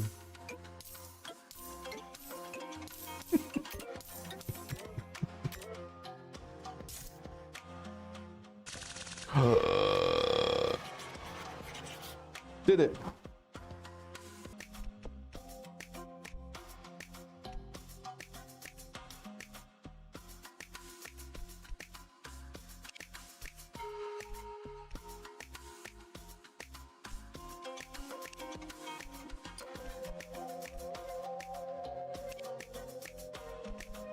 Oh, we got 4 this time. Okay.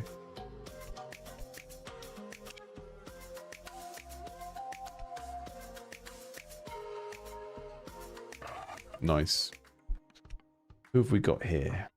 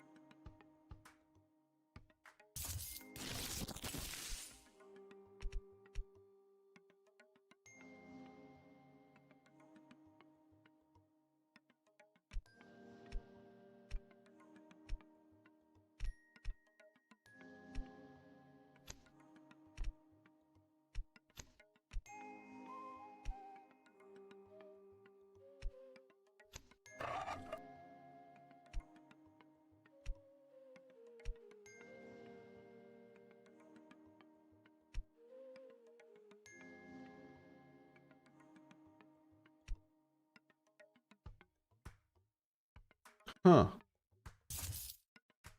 Extra day? Why not?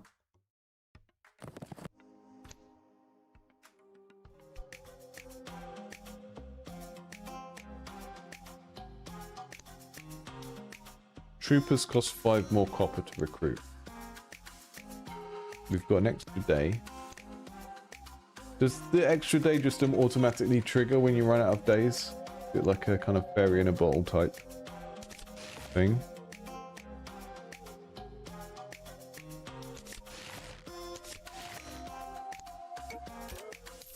What a terrible first day. Toshiro Mifune shows up with 2 drunk people.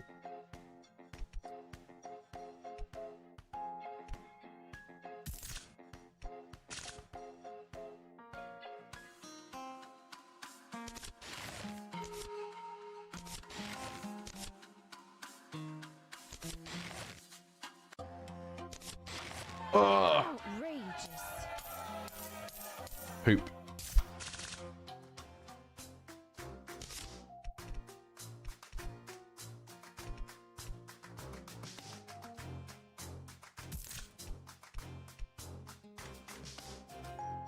Approval if positioned after a warden. That's got a good chance of triggering with this deck because we've only got 2 wardens so far. Okay.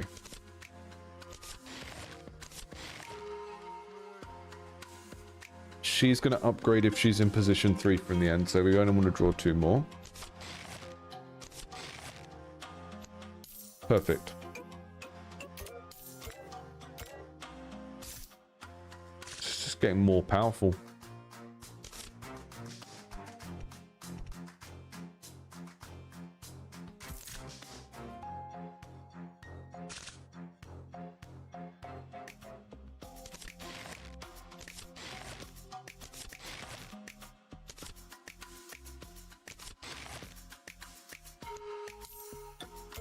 That's not great.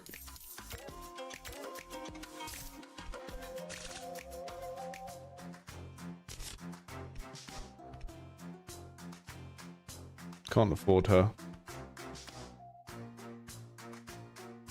Don't have enough outcasts to trigger the harlots.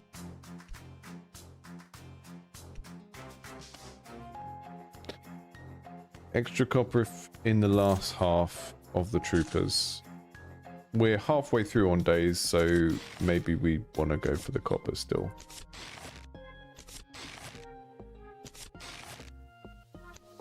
Swan, how are you doing? You'd be surprised how infrequently people say, "What's up, Doc?"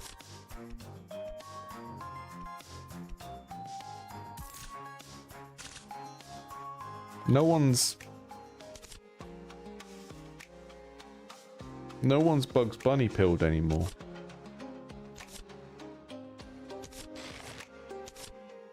The kids these days, they're just not Looney Tune maxing.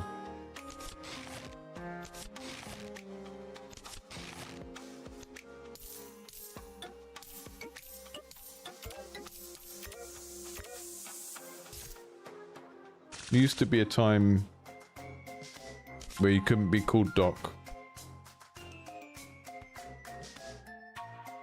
without everyone asking you, "What's up, Doc?"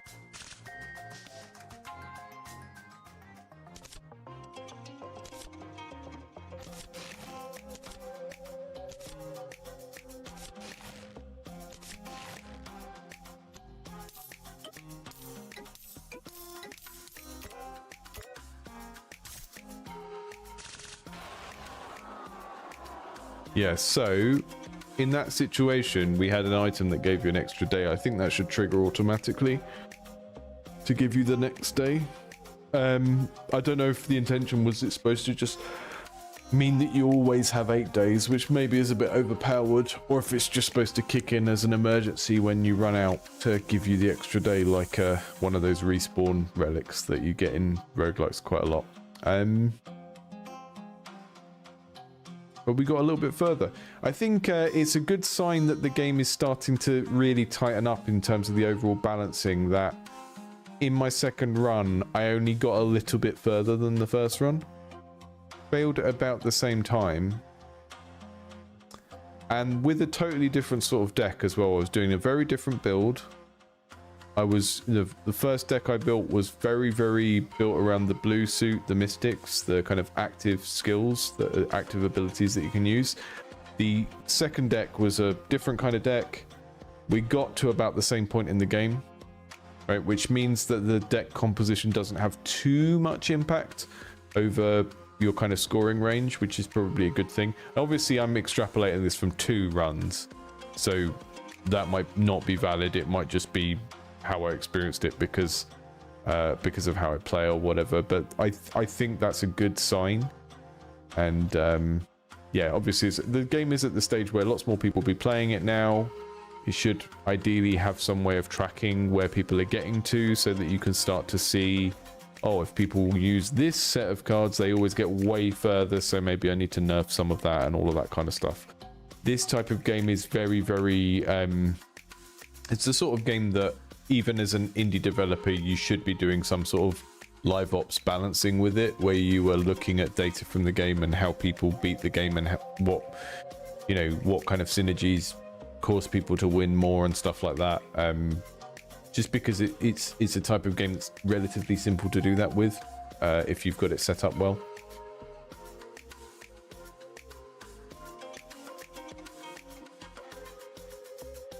Yeah, it's very, very playable in its current thing. I mean, there's loads of stuff to unlock as well. Like we're finishing a run, we're getting new stuff to unlock that's now discoverable in the game, and that's cool.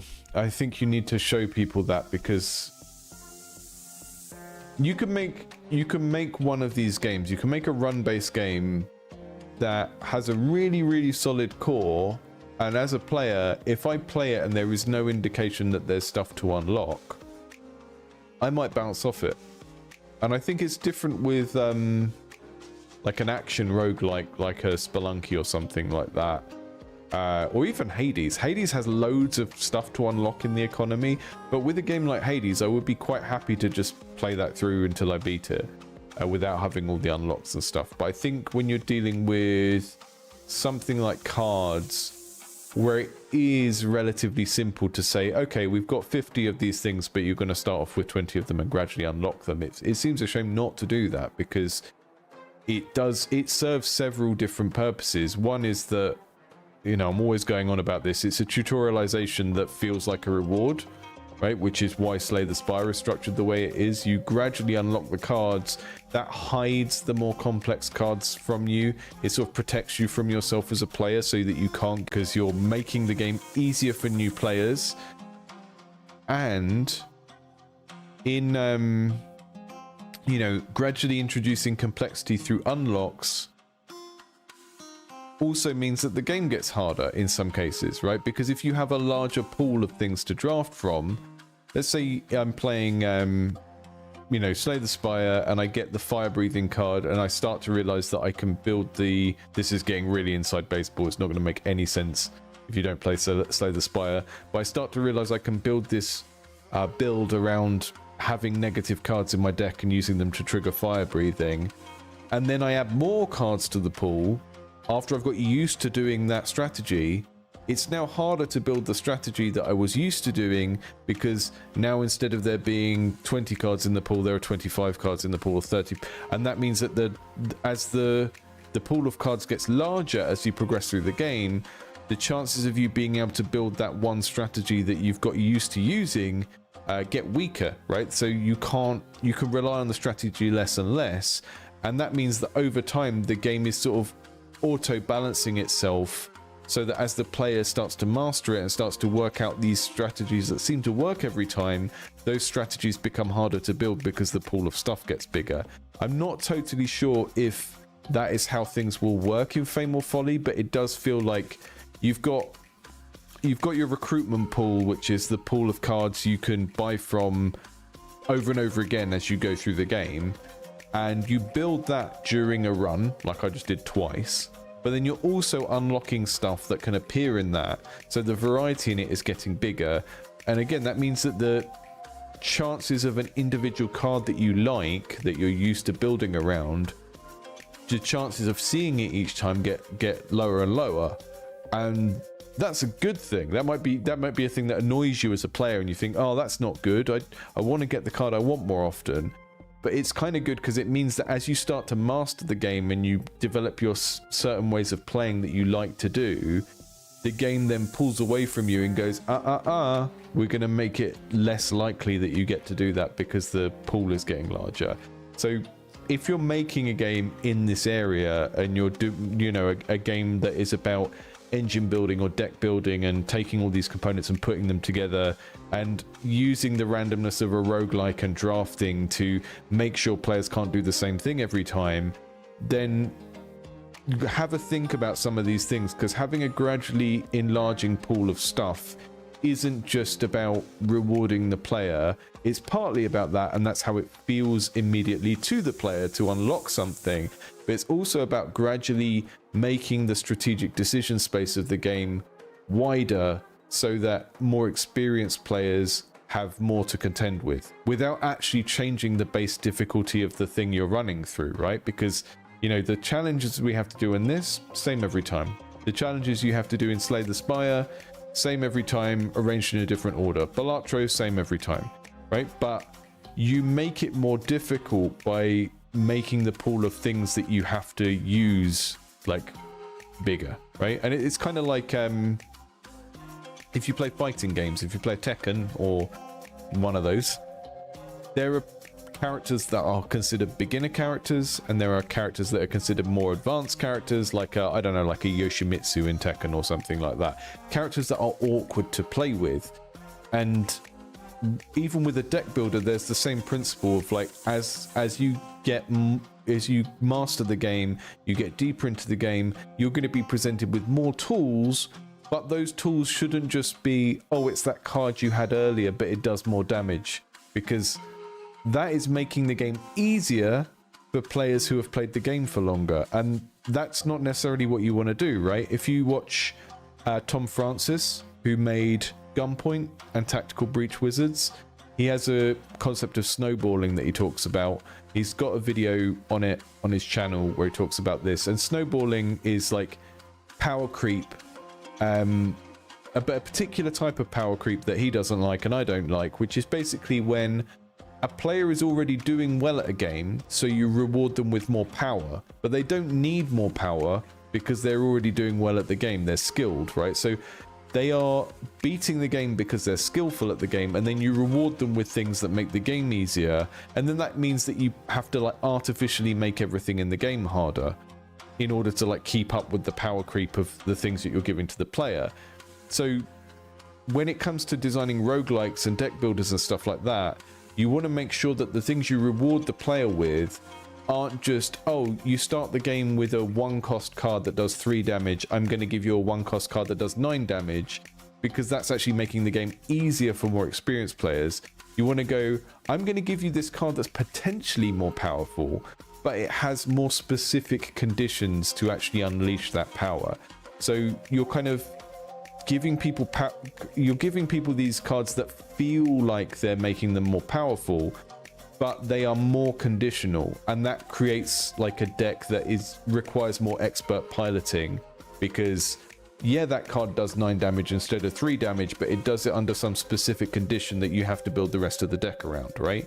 So you're kind of creating this thing where you have beginner decks that are very reliable and just do the same thing reliably, and then you have much more advanced decks that can have like a really, really powerful effect.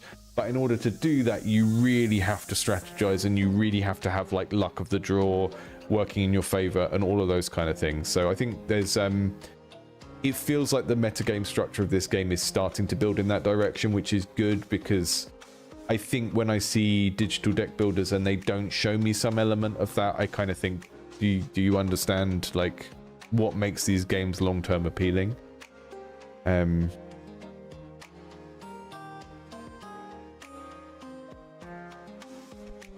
Thank you, Musico. I'm glad people are appreciating the podcast. It's like the least viewed thing that we do in terms of stuff that goes onto the YouTube channel, but I know that people that do find it useful find it really useful. Yeah, go and play Fame and Folly. I've been playing it. I know a few people in our Discord have been playing it. I really like the direction this is going in, and I just love the fact that every time I see it, there's been a lot of work done to it. You can really tell, I don't know, just like a lot about a dev's craft and their attitude to their game by just looking at the amount of difference that's between one build and the next. And yeah, this is just really strong.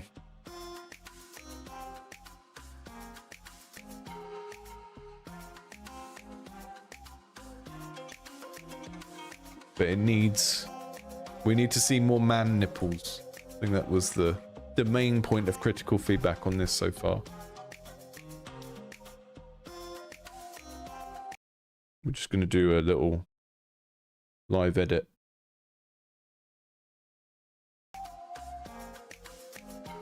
Sure. Let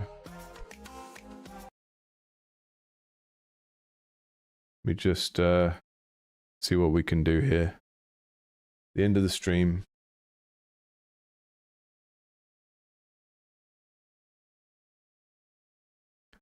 Just going to do some concept art very quickly.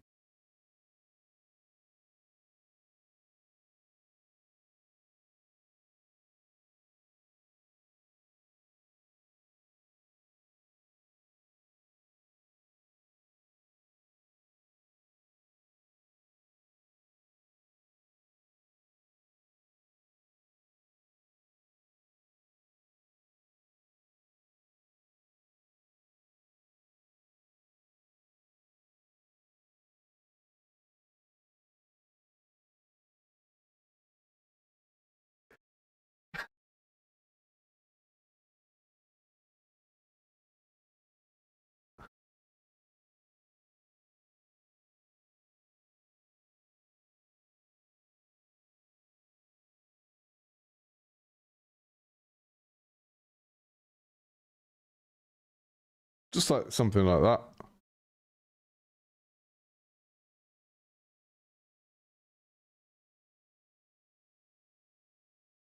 This guy.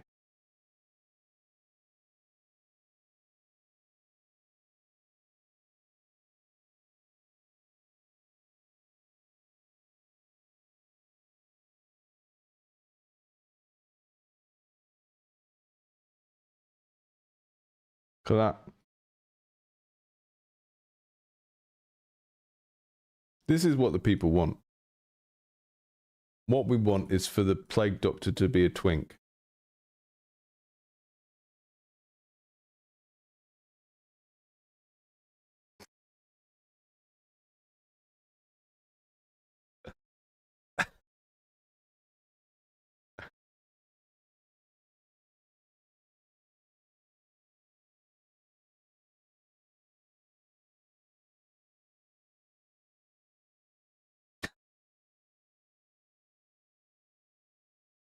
There you go.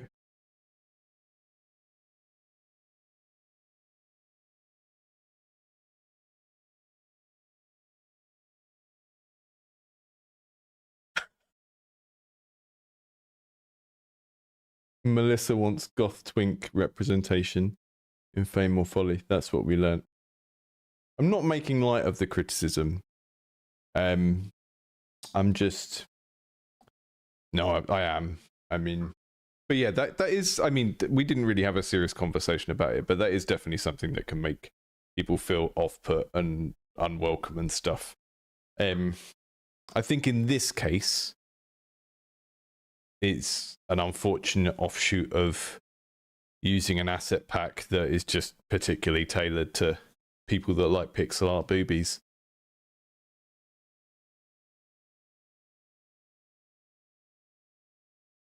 And who amongst us doesn't like pixel art boobies? I don't think any of us is saying there shouldn't be pixel art boobies, but we just want...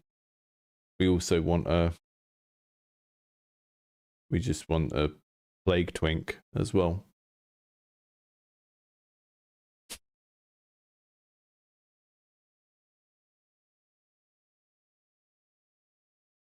We all just want a plague twink. Hang on.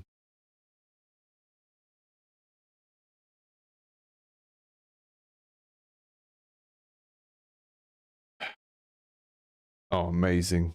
Oh, this is perfect.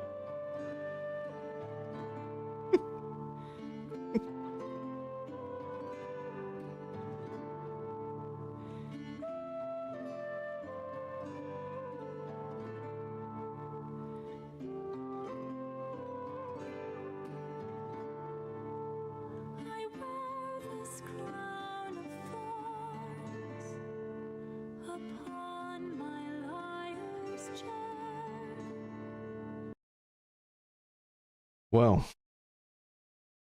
thank you for joining. Hope you had a nice evening. I will be back tomorrow with more deck builders and push your luck games. I don't know if they'll have a plague twink in them. Can't promise anything. If I played them all beforehand to see if there was a plague twink in them, there wouldn't be any point in doing first impressions streams.